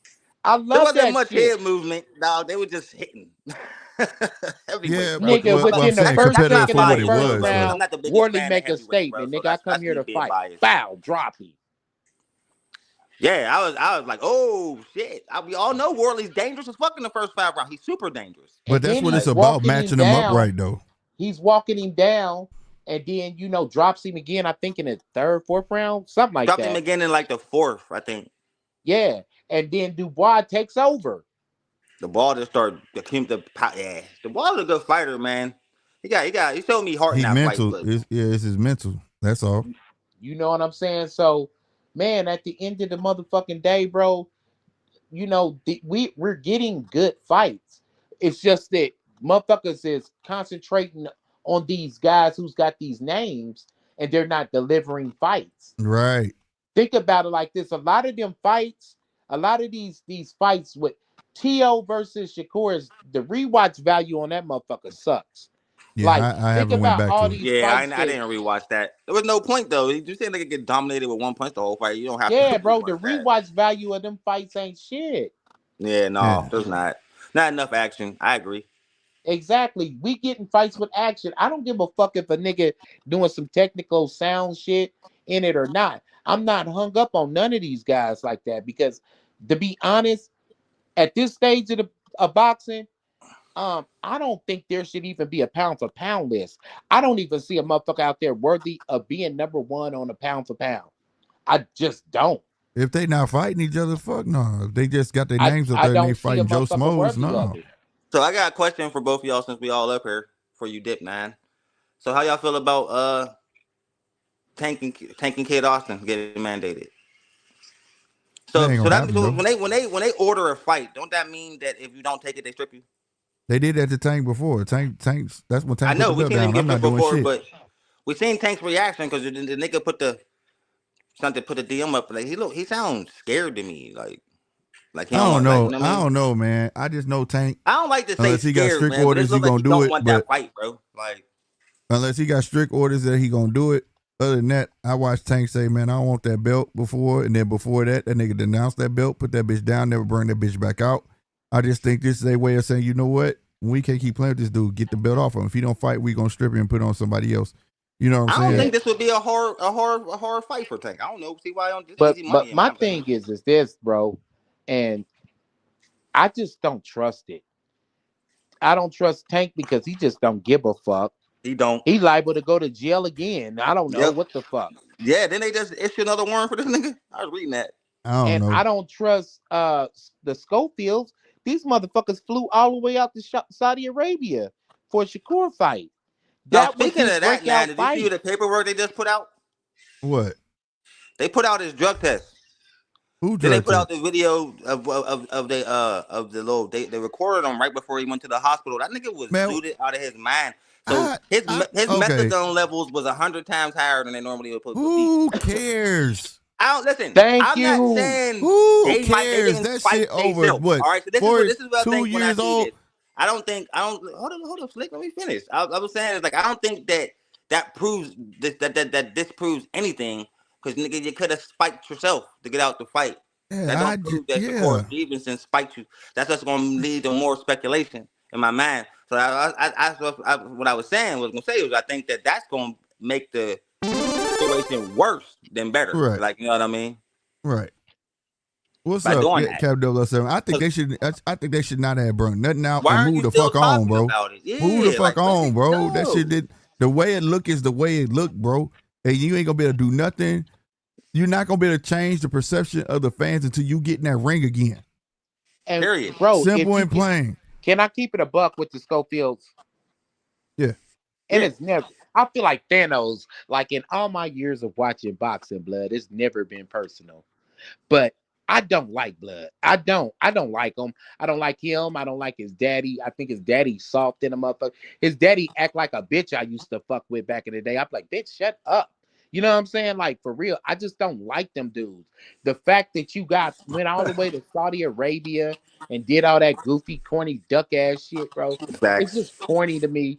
And Yeah, I that just means think that, you know, the fact that, you know, the father is always in the spotlight and always talking for his son and all this so good. I just don't like dude. Yeah, I like his son, but I just think it's gonna be a matter I of him don't getting like away none from of his them. dad. Nigga, you and Yeah, your his sorry dad is ass super. daddy. I don't Fuck like his y'all. I dad, don't man. But I like don't them. got nothing wrong with the little Schofield, but the dad is irritating as fuck, bro. He Well, talks guess too What's much. what up, though, boxing man? professor? Hello, I don't like motherfucker. him because he should tell his daddy to shut the fuck up. Be a man. Yeah, but But I'm look at out, fellas. all right. Like I said, I was here for a good time, not a long time. Um, shit, blood. I got drinking to do. Holla at y'all Yeah, later. I'm only All up right, here for big bro. a little while longer myself. Guess I gotta hit the sack for this graduation. But no, man, another thing, like I say, to get back to Tank, man. Tank, I hope he do fight. I hope he do fight Schofield. I hope they get what they want out of it. But I just don't trust if Tank gonna get back in the ring. I don't. I don't. Yeah, like I don't know where this Until I is see a going. fight poster. Actually, until I see him walk in the ring. Who else? Salute to DJ. Until I see him walk in the ring, you know what I'm saying? Because I don't know. You know what I mean? I really Yeah, don't facts. know. Straight up, bro. It Like I is one watch of those situations. That's why I was asking. This Because I dude make the ain't same show. This thing. dude ain't showed his face for boxing, the sport that has made him a very rich man. But he gets on kick. See, like, okay, that's cool. You get what I'm saying? Like that, and suits AB because I've been saying AB need his own podcast. AB, that's his lane. You know what I'm saying? No, AB need to go to Alcoholics Anonymous. That nigga. He need to do that shit too. But what I'm saying is, ASAP. AB is entertaining as fuck. He should have on his own podcast, his own. You know what I'm saying? It's Speaking a lane of AB, for him. you hear It's him a lane announce for that him, he's bro. coming back to boxing. And him and Al Heyman. Yeah, say he got a call. Motherfucker. Say he got a call, and hopefully it's on the Tank. I hope it's on his Tank card. You know what I'm saying? And that'd be I don't dope. want to see this nigga, man. If he get his shit together, man, I always want to see a guy, bounce back from Tired his of seeing demons, these bro. niggas who had everything turned into train wrecks, and we all supposed to just keep feeling bad for these motherfuckers, bro. No, Like, it's not about he's feeling a bad. fucking train wreck, bro. I don't gotta feel bad for you to want to see you win. How you blow through $40 million, nigga? You an idiot. I mean, hey man, that nigga got them demons, bro. Like I could drink every day, bro. As a matter of fact, I don't drink every day, but when I do drink, I get up and still go to work, bro. Yeah, But some people like, can't do. But some people can't do that, bro. Some people got their vices, bro. I know people who don't. If they don't got a cigarette, nigga, they the most irritable motherfucker to be around, nigga. Like, you get what I'm saying? I know And people like that. and yeah. that's a cigarette, bro. A cigarette, bro. A square. Man, man, come on, bro. Everybody got their vice, bro. And I don't gotta feel sorry for you to see that you're a winner. It's just that you got your vices that's keeping you back. You know what I'm saying? And, bro, I pray one day he get his life together, bro. I really do. I mean, I hope for the best for the nigga, man. But as far as boxing, man, his career's over, bro. You get embarrassed by a nigga like Blair Cobbs, it's over for you, dog. Well, It's over for you. Well, damn, you shitting on Blair Cobbs then. No, I'm not. I'm not. Damn, no, bro. Blair Don't Cobbs shit is a on nigga Blair who the can't Flair, get bro. a fight to save his life with the Antichrist. Like, so it's kind of hard to believe that you lost to this nigga, man. Like, that's what I mean. Like, used to be Adrian Broner, nigga. You was fighting niggas like Manny Pacquiao. Now you fighting Blair Cobbs on the ghettoest card on the planet. Like, damn, you on he a should budget never have lower than went Pro up. Box, nigga. He should never went up. Talk SD, I saw what you said, bro. This dude said Now you he can sitting fight up there Ray on J. IRL streams, drunk out of your mind, grabbing girls' asses, making them uncomfortable. You creepy fucker. Yeah, he should. I don't feel bad for I don't agree with that bro. IRL shit, but if he get a podcast, I'm tuning in. I know that shit gonna be funny than a motherfucker. He's a drunk, creepy motherfucker. Like you should have been got put on the back burner long. If they put him on Drink Champs, it's over, bro. It's over, bro. They gonna break the internet. Bro, you see how when he got kicked off Cameron show, they're not putting him on live TV like that no more. That'd be crazy, bro. Yeah, They that kept would. on hitting on the host like she married. Yeah, Chill out. Kept that on would- doing yeah, it. Like, bro. niggas like that, you can't. Yeah, man. My dude, like, he just like I say, he just need help, bro. And I ain't gonna shit on him for it. It's up to him to make that decision. For you before I dip. What's happening? All right, so it's out now. It's all the way out. I know you've been paying attention. It's true. We thought it was speculation, but we is noticing. Mm-hmm. How you feel about Floyd Mayweather actually being broke for real? That kind of fucked my mind up, bro. I still feel like I seen what his daughter was saying, and also that's crazy. I feel like he's rich people broke. He just like he's definitely not saying? broke on a level we think of broke, but like having $10 million in his bank account is broke to him. Because he's used to splurging so much. Yeah, because he's used. Yeah, but I'm saying people like that, okay. they always think that's not a sustainable lifestyle. It's just he's spending money like fire. Like, bro, what are you doing? Like, how do you stay rich if you just constantly spending all this bread up? And then He got that forever young syndrome. It's time to sit down. It's just like, it's astonishing to me to see a nigga who made close to $1 billion and he broke less, and he ain't been retired. It's 10 years? to sit down, bro. How many years he been retired? Man, years. But I'm just saying, like 12 he needs years? to sit down. You been doing exhibition fight after exhibition fight after exhibition. Turns out you've been doing all exhibition fights to pay off debt, nigga. That's crazy to me. But it happens to a lot of them, bro. It happens to a lot of them. From Mike to a whole bunch of them. Mike Tyson blow $400 million. What the fuck is wrong with people, bro? In every profession it happens, bro. That it's that forever young syndrome, bro. Everybody ain't got it where they feel like they just need to put it up. It's embarrassing, you know what I'm saying? and like sad to see, man. Like, you know, like I say, some people come from a certain life and understand like ruin everything. They just blow everybody not groomed the same, bro. Like I was groomed. I'm gonna give y'all a real life story. All right. I came home one day, and this was with my wife, and I was looking for my American Gangster DVD, right? And I couldn't find it. So I'm like, damn, I know and I'm very organized with my shit, you know what I'm saying? So I asked her, where is it? You seen it? She was like, oh yeah, I let my cousin use it. I said, you did what? And I was pissed, and she didn't understand. I said, and then you know what came out of her mouth? You mad? It ain't like we can't go buy another one if we need one. I said, that ain't the motherfucking point. I don't buy shit to have to buy it again. Facts. I want to buy the same shit twice. Right. See, that's how I was raised. So, you know, when you got that type of mentality, that's why you see some that stay successful and find means to make money, because they come from a life of poverty to the point where, nigga, what? No McDonald's, nigga. McDonald's win. We got to smell the fries, that's nigga. True, you get what I'm saying? His dad was a pro fighter, so he didn't come from the bottom. Yeah, so you didn't come from, you know, some people don't have that, you know what I'm saying? And them little building blocks, bro, I'm telling you, bro, it'll put a wall up in your brain like I'm never going broke again, bitch. I grew up without lights. Sometimes, you know, stuff like that. I'm never gonna be late on an electric bill, nigga. I'm never gonna be late on a water bill. The best lesson my mom taught me was how to save money, nigga. You know what I'm saying? Like you feel me? Like it's been times like that where, like, you know what I mean? It's yeah. So like that's why I understand why Beast Mode. Nah, I ain't spend none of my money. Spend endorsement money. Old boy Krakowski, what's his name? Jack said his whole career he spent from his first contract. Whole career. You know what I'm saying? Well, he got in trouble for it at first. Remember, he blew $1 million. His daddy got in his ass like, okay, you dummy. But you know what I'm saying? But you just, you know what I mean?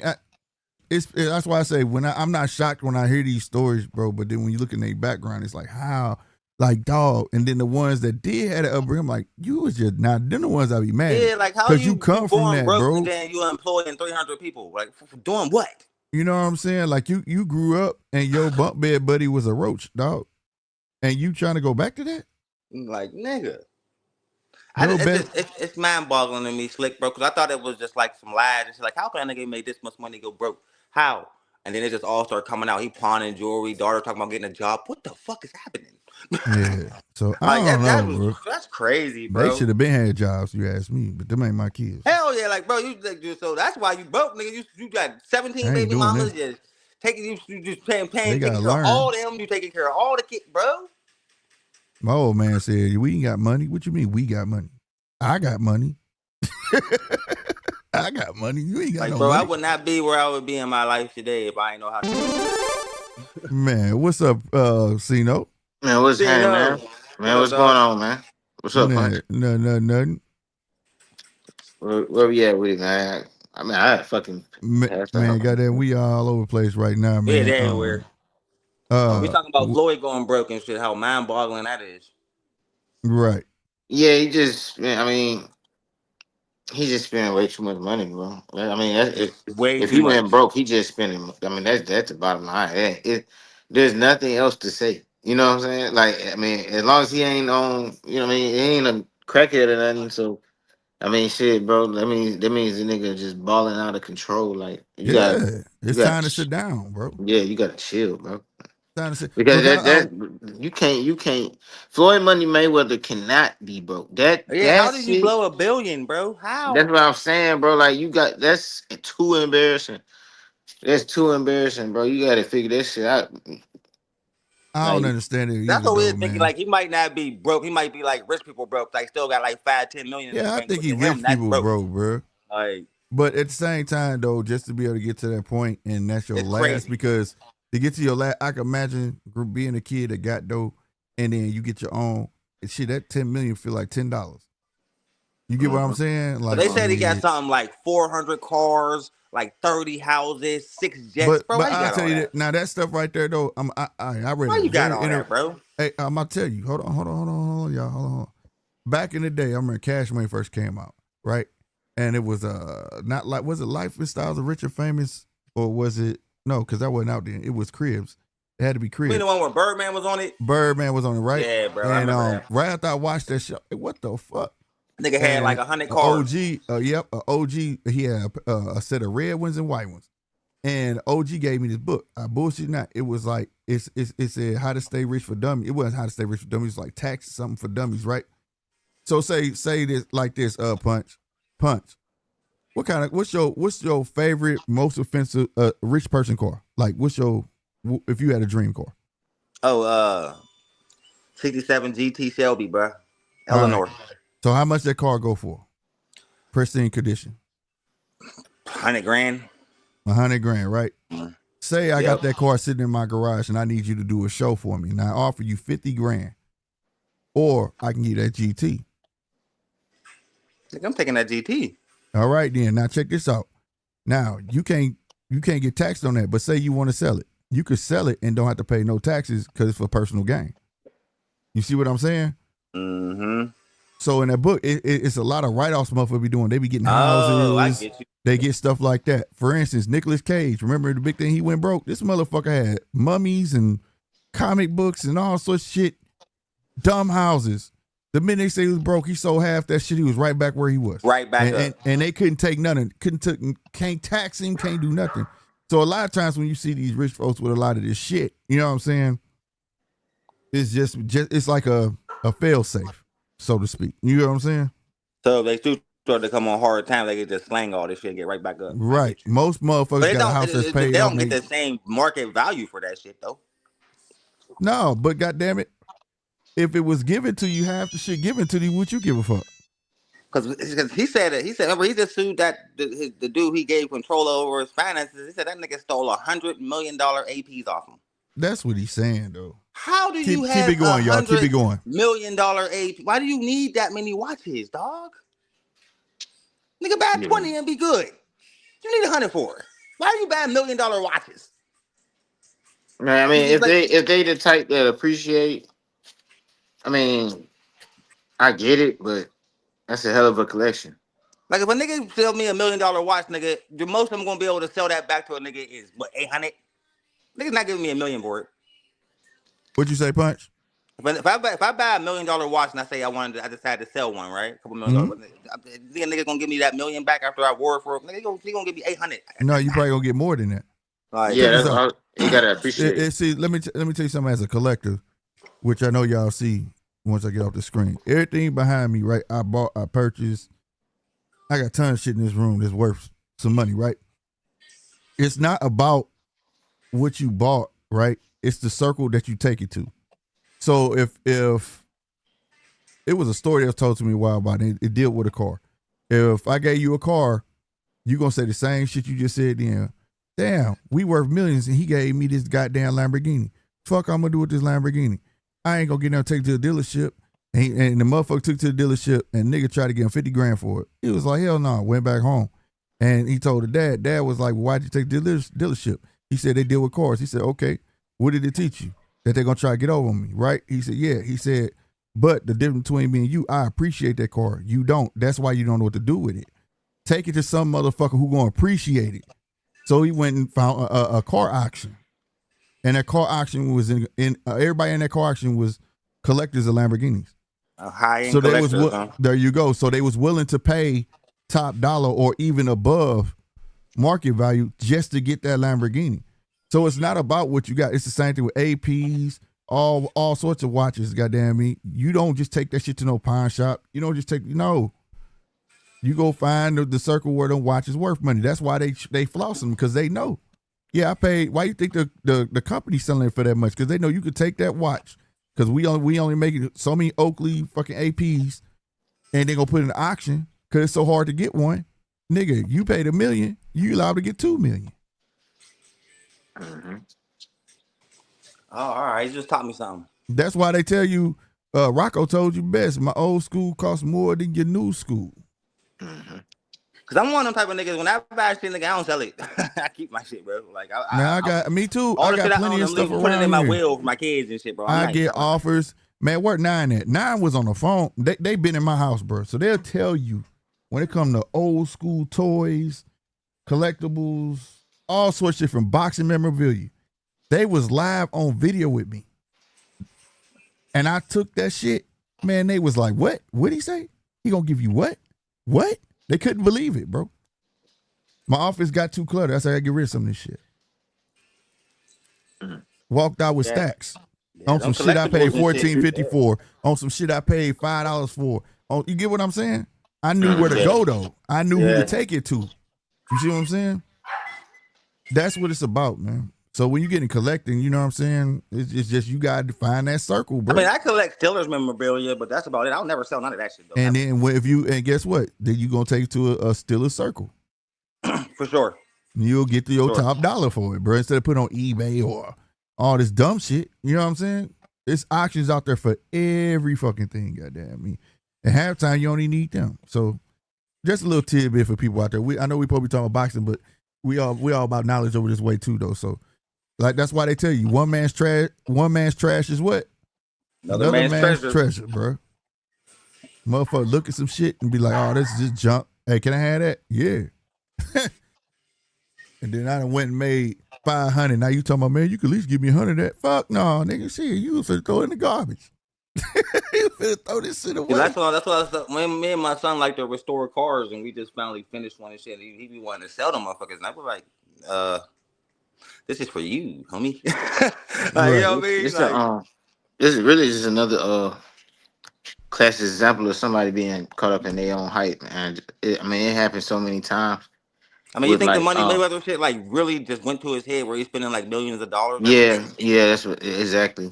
Yeah, like he never imagined that type of money, and shit, he thought that shit never end. Like well, when you got a silver spoon in your mouth like that, you come from paper. Yeah, because his dad was a famous boxer. Well, yeah, he went to prison too, though. But I'm saying it's just the point that you take care of, bro. When you don't gotta go to school, bro. But Floyd Mayweather Sr. making like that much bank? Nah, what I'm saying is, think about it. When you ain't gotta go to school, they paying for your room and board. You ain't have to worry about bills. When did you learn responsibility? Think about it. Think about it, bro. Like you as a boxer. That's from true. A kid on up, they made sure you didn't have to worry Everything about was taken shit. care of for him. When did you ever hear Mayweather say, "My first job was"? When you ever heard him say that? That's why he hired. That's why he hired somebody to do every single fucking thing. Exactly, that's bro. None of us know about. You gotta have responsibility. And I don't care if you are rich. You gotta teach your kids responsibility. Bro. Hell my yeah, dad, I used to ask my daddy quick. Go ahead. I used to ask my dad all sorts of questions like disrespectful. Didn't think it was disrespectful. Like he told me, "Oh, we ain't got money, nigga. I got money. You gotta figure it out." I remember I asked that man, I said, "Hey man, how come we don't get a bigger house?" He said, "This motherfucker gonna get bigger when your ass move out." Mm-hmm. Shit, like you gonna learn, like you gotta still teach your kid that shit. It was bad as hell. Huh? But think about nigga said when I'm gonna get a bigger room. I said when another thing about Mayweather too, man. Like that's probably part of his downfall is that he's a successful man with no real traditional family. Like if he had remember he got like 10 baby mamas. Yeah, if he had a real family, like take care of all their expenses. Yeah, if he didn't do all that, like if he had to get one wife and believe in that type of shit, just be traditional and have his family like how LeBron James do. Yeah, like it like now LeBron James he can't spiral. It's when you got a solid foundation at home like that, it's gonna be hard to like spiral out of control Yeah. You know what I'm saying? That's true. Yeah. Because you got something to put before yourself. Bro, remember like when he showed us all in a little all access shit that he had the hair on. My brother was like, "Ooh, that's the coolest shit ever." I said, "Man, you know how much money he's probably spending on them chicks, bro? That's probably expensive as hell to have 7 girls under the same roof as you." Then that his strip club probably. Then all the kids too. Oh, His strip club. The nigga opened a strip club. He probably was the main trick. How you gonna be a definitely main was the trick main at your own trick. strip club? Nigga You know what I'm stupid, saying? bruh. They got babies with like 3 strippers, so definitely that's proof. Nigga opened a strip club just to trick. Everybody thought it was a business. Nigga was the main nigga. Nigga Like ended up nigga, pouring money into it. nigga making his own He money. just housing his own hoes. Yeah, like that nigga make it rain $1 million and make back goddamn Well, 85 remember dollars. all this Hey business was man, coming out. let's So it rewind came this out back that to he had boxing, like bro. We tripping, bro. All right, no, bro. We tripping, Travis ain't bro. lying. They're going through some real shit because that came out. All his business is coming out. And it came out that he had a chick sign an NDA Hey. with one of the ex strippers at his club that he was messing around with, that he had a baby with. Like Hey, all this was Zai coming tripping, out. bro. He said, but it was a tax write-off casino. He said, Yeah, bro. he claimed my shit was That's taxes. actually not a bad business plan. It's kind of Bro, you didn't need to do all that to write off of taxes, bro. That's what I'm saying. If you had a family, you just do your taxes regular on TurboTax, nigga. Right, Like, right. you know what I'm saying? This nigga, when they bought a whole strip then- club just to goddamn get a tax write-off, like, bro, come on, man. And then Like, there's another thing they saying. I don't know if this is Zai true, tripping. but they said that he put it down that all the money that he had paid goes to Al Heyman first. it You know what I do. mean? So maybe I don't know. I do know how I I feel don't about know, that nigga. bro. So I don't know. Did he sue? Well, no, he didn't sue. Nah, he didn't sue Al Heyman. Heyman. He sued Nah. Showtime, and he's suing this other nigga. They said, Yeah. and the nigga Al Heyman directed him. He to sued Al control his Heyman. If he sued Al Heyman, they so he's saying joined the at the nigga hip, stole bro. 150 million off him. You said he sued Al Heyman what? If he, Nigga, him and the Al nigga Heyman Al so Heyman joined. directed Oh no, wait. Yeah. Al Heyman is so him joined so much at the hip. If he sue Al Heyman, he's suing himself. Suing himself because he got stake in PBC. He got stake in PBC too, though. But he, out of Mayweather's mouth, his own mouth, right? He said it was a Pivot podcast. He said this when Paul, because remember Jake Paul was suing him. Remember, he said these kids don't understand that you don't get Logan Paul. Yeah, he said these kids don't understand you don't get the whole check. You get an upfront and then you get a check once a month. Yeah, but why he still where owe you Logan think where you think he learned that business? Hold on, where you think he learned that business from? Al Heyman, crooked ass Heyman. And guess what? If he doing it to them, who you think doing it to him? That's what I'm saying. So you think Al so Heyman you can't sue Al Heyman, bro? You fucking yourself. Does that mean he's doing it to all them big fighters he got over there at PBC? He's robbing the bank, like I've been saying. So them niggas really don't got what they don't got what they portray. Okay, let me give you a further example. I think somebody correct me, but I'm not exactly right on this figure. How much money you think he done stole off Javante? Hold on. That's what I'm getting to. It was Javante and Ryan Garcia, right? Ryan Garcia and them was mad because they didn't get their upfront money. Or was that Devin and somebody? It was Dev. No, that was Dev and it wasn't Ryan and them. It was Dev and Ryan Garcia. They didn't get the amount that was supposed to be upfront. Remember, they was mad and De La Hoya was going off about it. Like, these kids, what the fuck? And they got their little upfront money. But the number that they gave us that they were supposed to make, they didn't get all that. You see what I'm saying? They get you have an upfront. We're gonna give you this upfront. Then after the pay-per-views and all that shit come in, we tally that up, and then we break your shit up in checks, nigga. You get what I'm saying? So that it's not just Al doing that. I mean, that's just been the business. That's why motherfuckers got excited, jump ship. When Turkey say you want to fight, hell yeah, because he pay you all your money up front. You heard that, Terrence Crawford. Nigga, you a Turkey, I ain't got to wait on nothing. Yeah, day before the fight, you getting the bread. Day before the fight, my shit in my bank account. All of it. You see what I'm saying? The only thing Turkey was doing was docking motherfuckers. When Tyson Fury pulled out that fight the first time, he said they made that video. You still could go find it. Tyson Fury sitting on the what was that? Like the left of him or whatever, or the right of him. And he said because Tyson Fury pulled out, he docked him some money out that purse. Now, the only thing he was doing, he was docking niggas. You pull out a fight, I'm docking some of your pay. Yeah, Bud exposed a lot of that shit with the Saudis. Like, they don't negotiate with managers or lawyers. They negotiate with you and you only. They ain't trying to talk to nobody else. Yep. They ain't talking to no promoter. They won't talk to you because they going to pay you the money. You know what I'm saying? Now, when he was dealing with Golden Boy, I'm pretty sure, and Matchroom, you know, whatever. He tell the fighter what they should get, but you know, it's up to the promoter to break them off for real, I guess. I don't know, but for his Bud, all the independent motherfuckers that was jumping ship like that. Look how old boy did Jared. Jared wouldn't took that fight on no top ranked salary against Bacoli. Nigga, that 2-point-something million was hard to pass up, nigga. Yeah. Once in a lifetime money. Ain't no telling what he told Bob, I'll never fight again, you'll let me go do this. You get what I'm saying? Mm-hmm. Ain't no telling. Bob's like, fuck it, go do it. Go get it, because it don't matter what he do, but I'm still gonna get my percent. You know what I'm saying? Out of it. Mm-hmm. Cause Bob, he charged you for going across the street and he still get his percentage. You get what I'm saying? Mm-hmm. So that check had to be worth it, bro. Had to be worth it. But no promoters is just gonna pay you out the gate. They ain't doing that. Not even in UFC, none of that shit, bro. Mm. That's why the pay so small in UFC, because they can't afford to keep paying motherfuckers like that on the docket.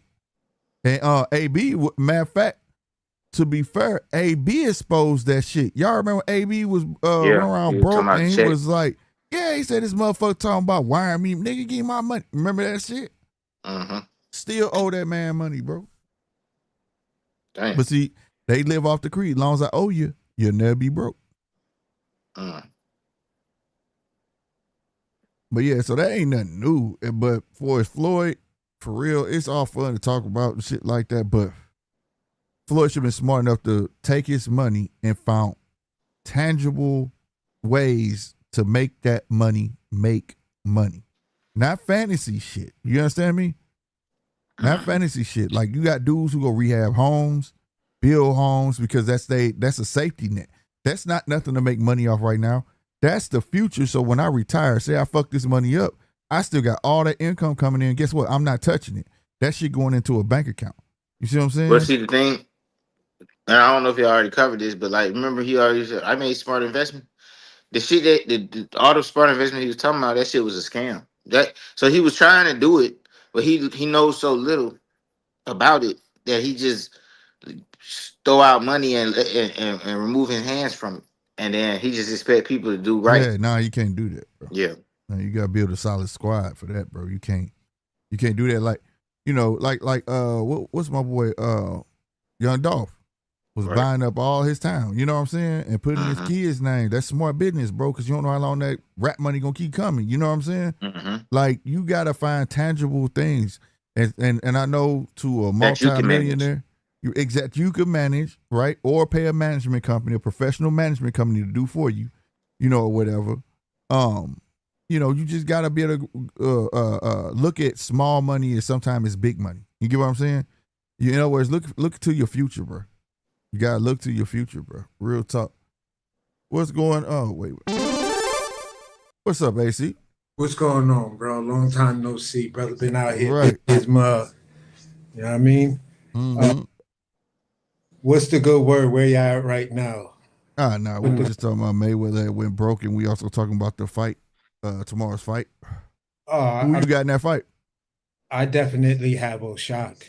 Ooh, boy, I ain't got one Ford person yet on here. God damn. Yeah, they're gonna have to be from Jersey. Yeah, nah, nobody got Ford one in that fight, bro. He don't even have like AC on the East Coast though, bro. See, he don't have winning across his face. I'm on the East Coast. Like, I ain't going for Ford. He don't look like that's right. Punch is on the East Coast, right? Damn, my bad, Punch. He don't look like he don't. You know what I'm saying? He don't have the face. He look like the op. Like he don't look like he gonna win. He look nervous. He look nervous. He look intimidated. He intimidated. He look less prepared for the moment. He look he don't look like he just look out of place for real. Prez, did you see the Porsche? Did you see the way he Porsche Shaki? Come on, man. I'm gonna say it like this. Wow. The way I see it is like this. Ray Ford is a decent fighter for anyone within his age bracket and around where he is. I would probably find it hard to bet against Ray Ford in maybe one of those situations. But you talking about a real G, somebody who's built like that from the mud. I don't need, the difference between them is O'Shaq is content with being O'Shaq and being by himself. Ray Ford is not. So it's a different intent. Ray Ford, you're only here because Shakur did that goofy stuff. You about to get beat up because of Shakur. That's what I Not said. because your own doing. You feel what I'm saying? Because you claim did I say that? you Facts, claiming, bro. Facts. yo, he claiming that, we've been chasing him for 2 years. So show me the history that happened prior to 2 years. Because I know when you was down at 126, we was talking about you versus Shushu or you versus Vargas. Yeah. Those were the fights we wanted to see. But then something happened and, Shakur and O'Shaq get into that beef. You want to step into it while you still down at 126. And old boy telling he you, didn't even want to step into it. They put him. Shakur yeah, threw him and in. I'm talking about when he decided to hop into that Twitter argument that O'Shaq and Shakur was having, and then Ray Ford said something trying to co-sign it, and then O'Shaq like, little boy, go on. Then after that, the funny part about it was you can't beat my young bull from Shakur. Yeah. He served him up. He served him up to get him off of him. Exactly. Like, so man. he jumps in the conversation and he talking all crazy, whatever. And then Shakur says, yeah, now I'm going to use that. Now I'm telling you, bro, you can't even beat him. You beat him, then I'll think about fighting you. And then the media says, well, Shakur's risen to that level to whereas he can have minions. He's the final boss. Now we're creating video games around Shakur Stevenson to whereas, you got to find the two poodles and the gold tooth. And then once you find the gold tooth, you got to bring all of that to the castle. And then you get the key to the castle. And then that gives you a Ray Ford fight or Hitchens fight or one of those other dudes that's trying to get down with their friends and family. And then you get the Shakur fight. Like, show me what was so impressive. Gotta go through a pillow fish tournament.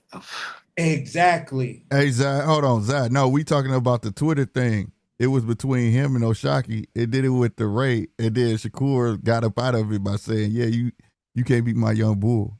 If you beat him, then you get me." That's what we talking about.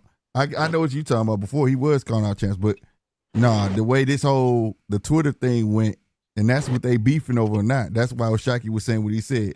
Yo, dude said, if I whoop your ass, I get to fight him.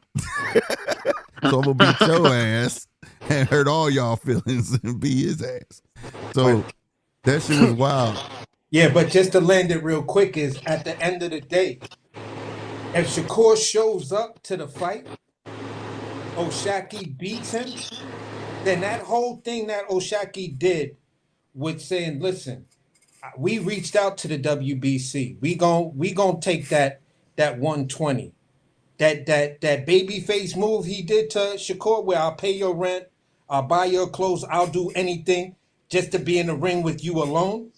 You feel what I'm saying? Yeah. That's kind of what he doing, and Shakur gonna have to face that. So, because if he do beat Ford and then he call out Shakur and it don't go down, oh my God, that's gonna be bad, bro. That's gonna. It's probably not gonna go down because that's why I'm saying. I don't what's gonna happen? Down. He gonna say he gonna blame it on the weight classes. Shakur gonna blame it on the weight classes. He gonna be like, I can't make 135 no more. That's what he gonna say. Then why is he talking about fighting Morataya? Right, man. Because look. And they talking about making. Man, I ain't gonna lie, bro. That nigga get on my motherfucking nerves, bro. I'm so sick of niggas, bro. But all in all, that nigga. He be really trying to play games with us, bro. He like got prayers going now. He be really trying to act like he's small. You know what I'm saying? Yeah, he not little. That's not. Bro, that nigga not little, bro. No, he can fight out 47 if he wants. Nah, he not little. That's what I'm saying. But it's like he holding on to 135. He doing that same weight bullying shit. Height wise, yeah. Height wise, yes. But he 5'8". No. He an inch short. Height wise, he 5'8". He an inch shorter than me. Now here's the crazy part. Tank is even shorter than him, coming in at 5'6" or 5 and some change. You feel what I'm saying? So Why is it that you keep avoiding that dude, the dude who's actually smaller than you, but you running around telling everybody else, you know, Small. and Mr. Tim Bradley before he came to his senses is like, no, Shakur's small. You got to remember, Shakur is really a 126 pounder. Nah, nigga, I see that Right. nigga. And Nah, I nigga. was calling that shit from the Man, time 126 pounds him don't and have Devin Haney shoulders and hit the chest like that. scene. Thank you. When they Yeah. both first hit the scene, y'all can go on this channel. I said, now look at their structure. They are not gonna be at this weight too long. I promise you that. And time has proven it, bro. Them Yeah. dudes' frames is so wide, and they like just Yeah. like Casino And said, they it, shoulders, bro. yeah, No, Shakur bro. big, bro. And that's a No, he bro. built, you know what I'm saying? Like Yeah, that weight gonna be he on him. got mass. Like he got a wide back and shit. Like, you know what I'm saying? Niggas who built like that, bro. I mean, cause I'm kind of built like that. Like I can't like, bro. It was a time when I probably could have made small ass weights or some shit, but like now, man, shit, nigga, Like, good I luck. can't lose. You know what I'm saying? Like my body done built up too much. It's like I'm a grown ass man. Once you a grown ass man, and then like now you a grown ass man talking about playing at 135 and shit, bro. Like, and you not a little nigga at all, like at all, bro. Like he's not a little nigga. Like he really like a built like a 147 pounder, bro. He Like he was. really Right. is. Here's the problem with Shakur and some of the things that you hear around the narratives. Shakur has always said size don't matter. I've always sparred guys who were much bigger than me. There's the stories of Shakur supposedly sparring heavyweights. Okay, here's an interesting fact that regardless of what you want to say, you can't deny this receipt. Do you spar Terrence Crawford? Yes. How often do you spar Terrence Crawford? There's almost every fight that he has in camp. So when Terrence Crawford was at 168 pounds, did you spar him? Yes, he Mm-hmm. did. You sparred Crawford when Crawford was at 154 pounds. So for you to say, oh, I don't know about that fight because that's a lot of weight, all you have to do is make the weight. Floyd came in underweight for a lot of his fights. Yeah, catch weight's like a motherfucker. You feel what And I'm saying? underweight. So Skills pay the bills. exactly, this is what you've been saying. Skills pay the bills. Size don't matter. Yeah. But yet, when it comes down to certain opponents, sizes Oh, it matter. And matters. I need to see you at a catch weight, and I need rehydration Yeah, clause. I'm not a fan of that shit either, bro. I'm a It's fan like, of bro, if you you think you can't. can win, you think you can win. You Yeah, know you what I'm saying? can't be talking to me as a fan of boxing. Yeah. You feel what I'm saying? And talking out both sides of your mouth and Yeah. thinking, Because what's good for the gander, good for the goose. You come from a camp and stock of Terrence Crawford where you hear Terrence Crawford saying, hell no, I ain't put no catch weight on this. I want to fight him at his best. He can come in big as he is, and I'm gonna fight him. yeah, And but then the people that he helping out, like the Shakurs and sparring them and things like that, they not on that time. They're like, fuck no, I want to catch weight. I want, you know what I'm saying? Like the mentality is different. You know what I'm saying? And that type of mentality, you can't teach that shit. It's either it can't be on you. It got to be in you, bro. yeah. So I'm just like, this is an interesting fight for me because it circulates around one dude, and that's Shakur. Will Shakur putting out these type of minions, or as Shaq called the fake Avengers and all of this other stuff? How is that going? How is that really going to work out for him? And if Shaq do what most of us think he going to do to Ford, then you feel what I'm saying? And Shakur, you in the building, bro? Right. That whole WBC stuff, all of that's going to come back, and a lot of people are going to be like, I don't know how I missed it. Well, I don't know how you missed it neither, because I didn't. I Right. thought that was the most gangster thing I have ever seen in boxing. Ali called people out and said, I'm going to knock you out in 6 rounds. Right. And it wasn't the dude to get knocked out in 6 rounds, and Ali went out and knocked him out. That I thought was the ultimate in boxing. But then when this dude said, I'll pay that tab, get you reinstated, all you got to do is fight me. That is the ultimate call out in boxing. Mm-hmm. And you Lucky said, Lou, what's good, bro? Hello, motherfucker. I ain't Go gonna ahead, lie, man. Another thing too, man. I never seen a big group of dudes that's just okay with being in another nigga's shadow, man. Like Like a lot of these people gonna be forgot about. Like after Ray Ford lose tonight, that'll be the last we hear of him, pretty much. And like generations from now, nobody ever mentioned him. He just was always like behind another nigga. Like Yeah. same thing with like they hold like how they click up, bro. Like that shit really do hurt your career, bro. Like you're not supposed to like. I always felt like you're not supposed to be cool with niggas that's your size in the sport of boxing. Like you never even supposed to have a chance to even get that cool. Like It's almost like you trying to manipulate an individual sport. Yeah. right, You know what I'm saying? right. Y'all trying to manipulate it somehow, but it's not you. It's an That's what they individual doing. sport. You can't manipulate it though. Are they really doing somebody that ends shit? up. But here's the thing: you manipulating yourself because in the end you end up becoming a loser. Let me explain. Say all of them retire undefeated, right? Let's say 3 of them all retire undefeated. 2 of them gonna miss out on the biggest fight of their life. It's gonna be the motherfucker who's the most famous. Yeah. And they'll never be able to say they was that guy. So you cheating yourself. Yeah, that's actual facts. You got to run your own race in boxing. It's Yeah, like, you cheating yourself, bro. the only team I have is my trainer, my nutritionist, and the people that made the fight for me. Yeah. That's it, bro. To everybody else.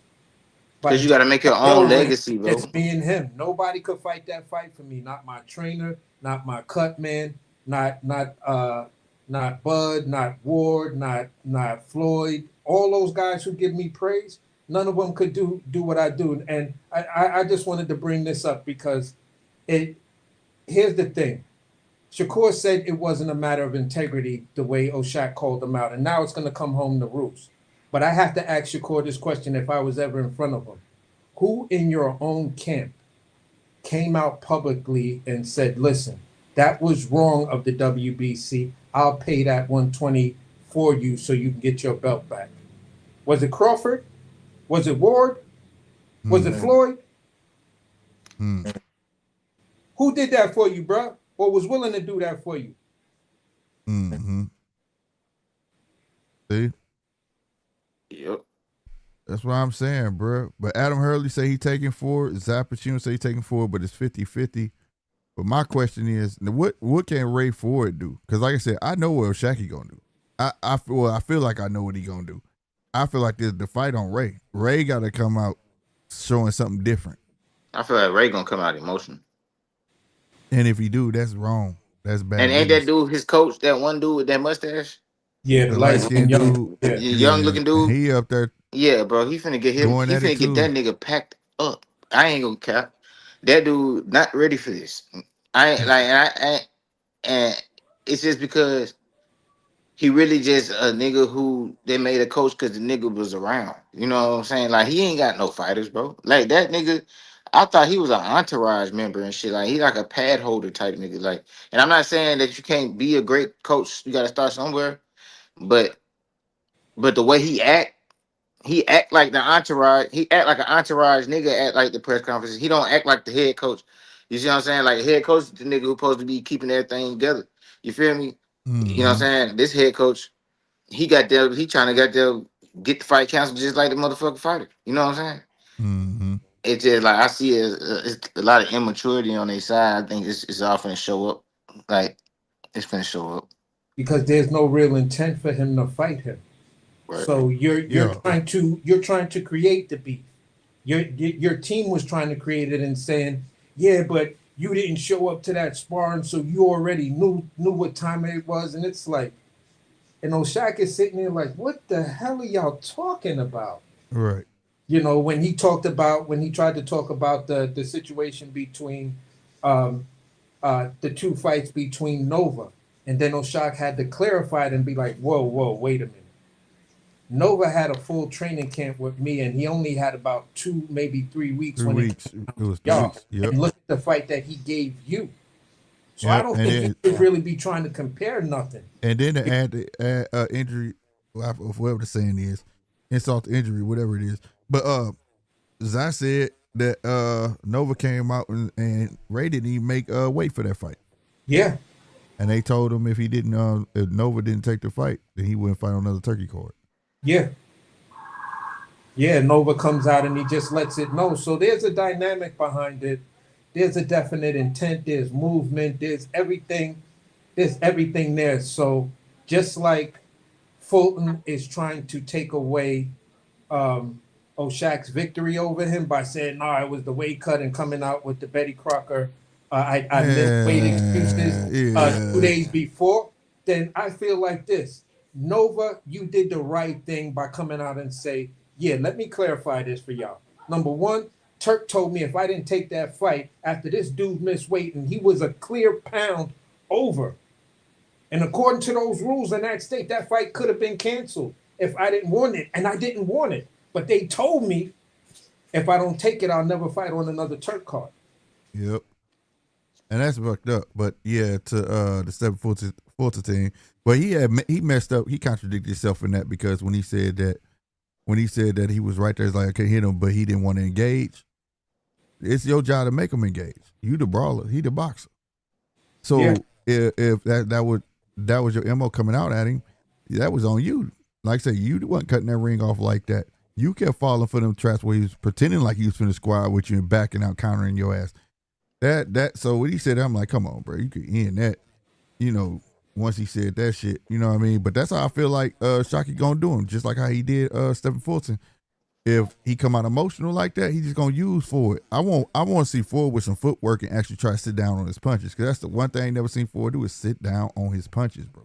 Like literally stop being happy feet and trying to rush in and shit, bro.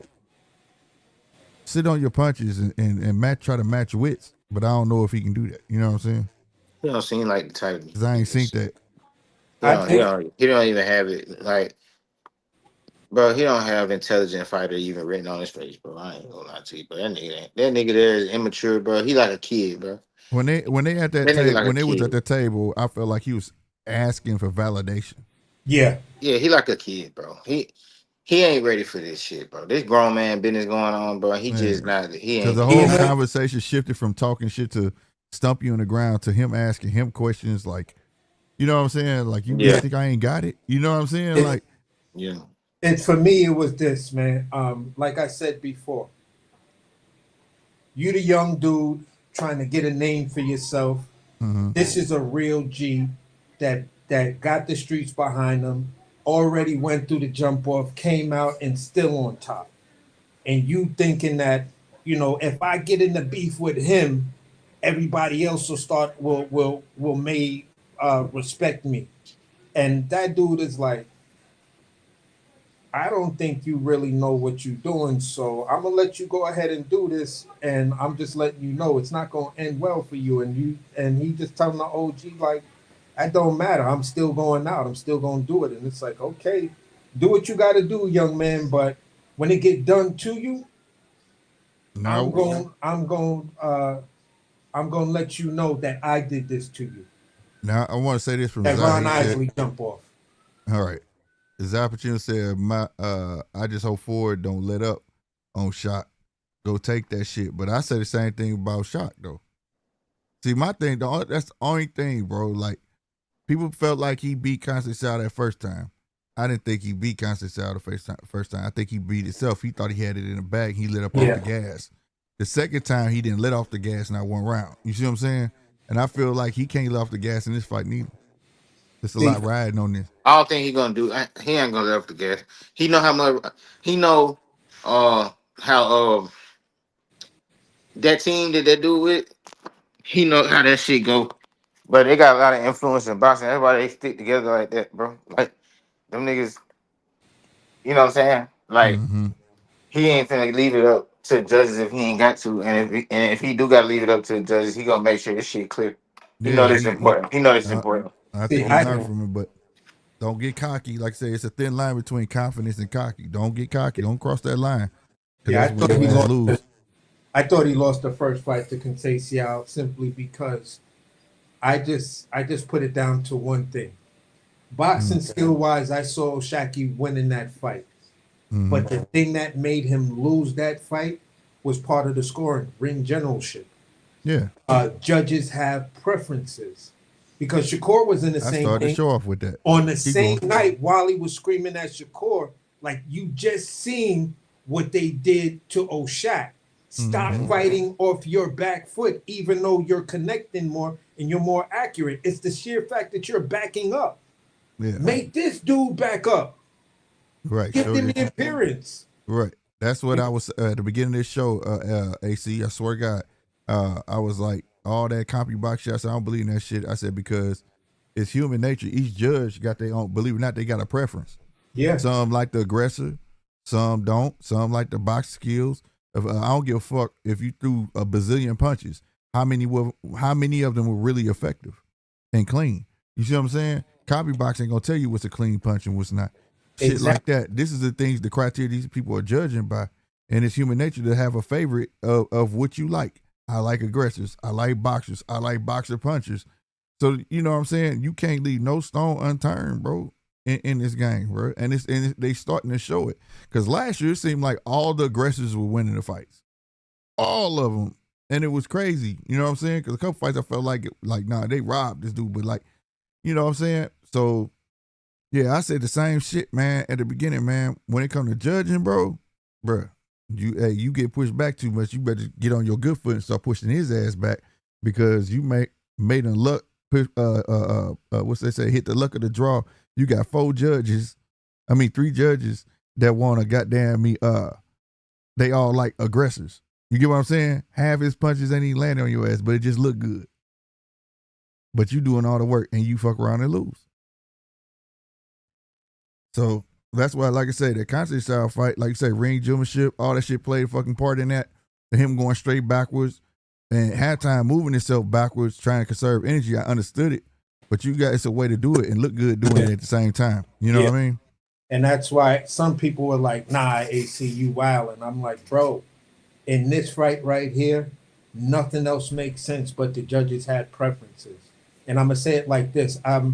I may have the dude name wrong, Dodson or Dobson. He had the blonde hair. He just fought a couple of weeks back. Mm-hmm. In his fight against the dude he was fighting, and I just don't remember both the guys' names like that, but he actually outlanded in both jabs, power punches, and body shots, and still lost the fight. CompuBox had him ahead in every category, but he still lost the fight. And that's when we were looking at, now we're looking at, whoa, unless you're super impressive, it's an A-side victory. Right, but here's the thing. Like I say, that shit is a broad spectrum. So like, CompuBox can't tell you that my punch hit you in the shoulder. Yeah. My punch hit you in the back of the head. My punch hit you in the back. It can't tell you that, but it landed. It can tell you a punch landed. Yeah. And these dudes who are hitting the punch count, you know what I'm saying? People think it's like computer chips in the gloves. No, these are dudes who tallying punches. They make mistakes too. You know what I'm saying? They just like us, like trying to see the clean, effective punch, but they just gonna count them all, bro. They gonna say what they think was a power punch. You get what I'm saying? It's all human. Yeah. So, like I said, if I was ever to be in that ring like that, bro, the minute I get in that ring, fuck everybody, fuck the judges, fuck everybody. I'm not leaving it up to nobody, bro. Yeah. I'm gonna try my damnedest to get your ass up out of there, and if I can't, I'm pitching a shutout. I'm trying my best. You know what I'm saying? Because you don't know. Yeah. You don't know, especially when it comes to fights like I was saying earlier. Like, you can get knocked down early and dig yourself out, but you could be winning a fight and mess around, get knocked down in the 12th, and that was a turning point for the judges. So you lost. It's so many different ways, bro. When it comes to judging, that's why I be like, shit, you gotta go in and be on your A game, bro. Yeah. And that whole Dobson fight was just like, wow, I'm looking at the end, and even the announcers is like, yeah, this is just one of those situations where the guy literally out-punched and out-jabbed his opponent, but the judges favored his opponent's aggressiveness and yada, yada, yada. And I was like, wow. Yeah, but peep this, though. You also hear commentators, they'll be like, oh, he outlanded, he did this, and the third. But then on another hand, they'll be commentating another fight. They'll be like, well, yeah, he was throwing a bunch of punches, but how many of them punches really hurt the guy or really was, you know what I'm saying? Yeah. They do the same shit as the judge. It's like they telling you how judges think. Because I swear I done heard commentators on one same set be talking that shit, talking about, oh man, this dude won. Look how many this and that. And then on the same token on another fight, they questioning it. You get what I mean? Yeah. So it's like, like salutes the aircraft carrier. He said judging just perception. That's all it is, bro. How you saw it. Yeah. That's it. Yeah, definitely. That's it. But Ray Ford to me, Ray Ford back is against the wall. Ray Ford got to come out with some footwork because Shockey going to be leading him into some shit that I don't think he fought nobody like Shock. So I don't know, bro. He can't be coming in with the lunge and shit. He gonna fuck around and get used, bro. And that's what I don't want to see. I don't want to see every round your ass following Shock around. He just countering the fuck out your ass. You know what I'm saying? I don't want to see it. One of the more likely scenarios that I've seen, surprisingly, it was Tim Bradley who said it. He said his biggest fear for Ray Ford is that he gets so frustrated and in his emotion, he just goes into that high guard thing that you even seen him doing with Nick Ball, where he's just in that high guard trying to plot forward, thinking he's going to be able to change the fight with just taking that, and hopefully he could deliver something that'll make a difference. Mm-hmm. But we've seen how that doesn't work out all the time. All I have to do is go back to the David Morrell fight. Mm-hmm. Because when things got a little sketchy for Morrell went into that high guard to where he tried to use it as an intimidation factor and try to walk old boy down, getting close on him and X, Y, and Z. And then old boy was like, "Are you serious? That's the guard you gonna take with me? All right, whole list. Boom, Right. punch around that, punch through that, and come up under that." Mm-hmm. There we go. We got David. We gonna see, man. Find It's like I say, it's a good opener for the fights to come. After this, we got Bam. After that, we got Boots. After that, you got Tim Zoo. When is Boots fight? I want to see him fight Xander. I don't know. I think July. No, June. Ain't that the end of June?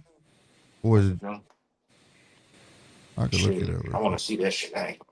That's interesting. Hell yeah. So who y'all got in the whole Boots situation? I don't know. I don't know. I mean, I got Boots pretty much. I got Boots. I don't know. I mean, like if I had to pick, you know what I'm saying, but I don't know like for sure, but I think Boots. That's a good thing, bro, because finally, I say it like this. Finally, Boots is involved in a situation to whereas people are like, I don't know. Right. You feel what I'm saying? That tells you doing the right thing for this fight right here. Mm-hmm. You know what I'm saying? And this is like one of those fights where I'm like, at the end of the day, with a fight at this magnitude, whoever you got, it's not a matter of to a certain degree, win or lose. This is a win-win fight for the fans and everybody and things like that. And this is one of those situations to whereas we just think it's going to be a really good fight, really relevant fight. And June 27th. All right, to not have to pick. Is what? June 27th. Yeah, June 27th. Mm-hmm. So at the end of the day, this is the type of stuff that you give Boots credit for. For me, this is a more interesting fight watching him and Xander than it would be him and Virgil. Because for me, Virgil is tailor-made for Boots. I don't think that fight was going to be too competitive unless Virgil adopted a Maidana style. You feel what I'm saying? I think to beat Boots using a come forward pressure style, you got to be at the level of a Maidana. The way Maidana just used that pressure to destroy Broner and then use that pressure to arguably question whether or not Floyd beat him in the first one. But he beat up Floyd in the first one. Yeah, he did. You feel what I'm saying? He wearing that man tooth around his neck, bro. that's some crazy shit. So at first I thought that was a rumor. No, that's real, bro. He got a tooth and gold around his neck. Yeah.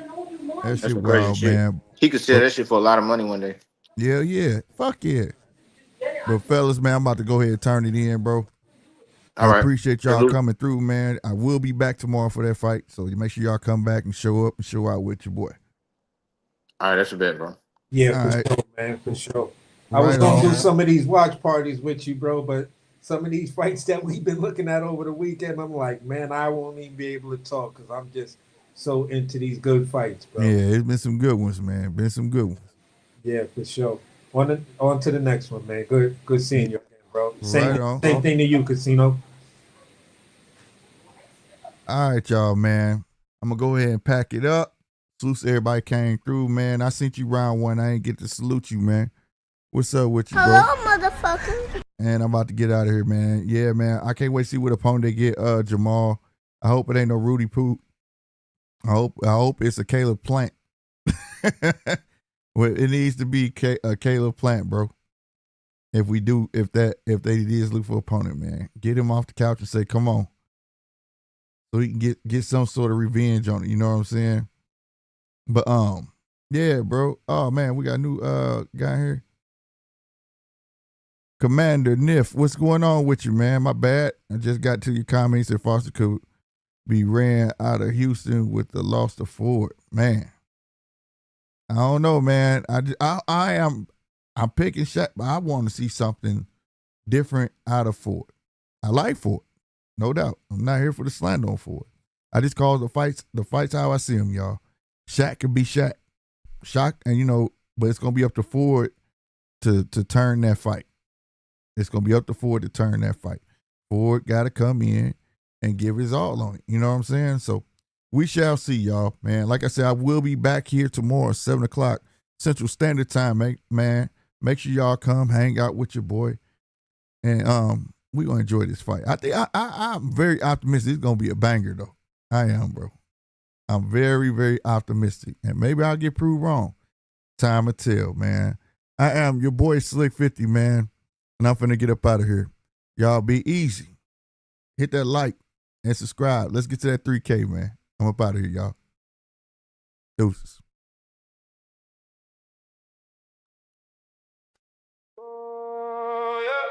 For that pulse, that rhythm in your soul. From the heart of the 3143, let the story unfold. St. Louis in the house where the legends are born. Every fight, every round, we weather in the storm. Yeah, yeah, yeah, yeah, yeah, yeah, yeah, yeah, yeah, yeah, yeah, yeah. Slick 50 on the mic with the vision so clear. Born from the struggle, no doubt, no fear. Punch by punch, round by round since a young man. Studying the grace with a notebook in hand. From the Golden Gloves gyms to the big stage lights. Analyzing every jab in those knockout nights. Now tune in close, let the real talk begin. It's the Judges Table Podcast, where the true champions win. We break it down, every angle, every hook, every sway. From the past to the present, we dissect the fray. The Judges Table Podcast, where the knowledge gets dropped. History in the making, truth can't be stopped. Yeah, the Judges Table Podcast, represent the 314 for the love of the sport. We want more and more and more. Ali's dance, a butterfly sting. Hagler's power with a marvelous king. Crawford switch, a master's art. Each one etched deep within my heart. These aren't just names, they're lessons learned. In the ring of life, every lesson earned. From the first bell rings to the final count. Every second matters, we talk about the amount of heart, grit, and passion that fuels the fight. Under these bright lights, we share what's right. So if you're new to the fam or you've been here from day one, hit that like and subscribe button. Let's keep this momentum spun. We building a community, a squad strong and true. For every boxing fanatic, this table's for you. Yeah, yeah, yeah. This is more than just a show. Yeah. This is passion, this is life. Straight out the loot, 314 strong. Ending all the strife. Your host, Slick Let's go. Let's walk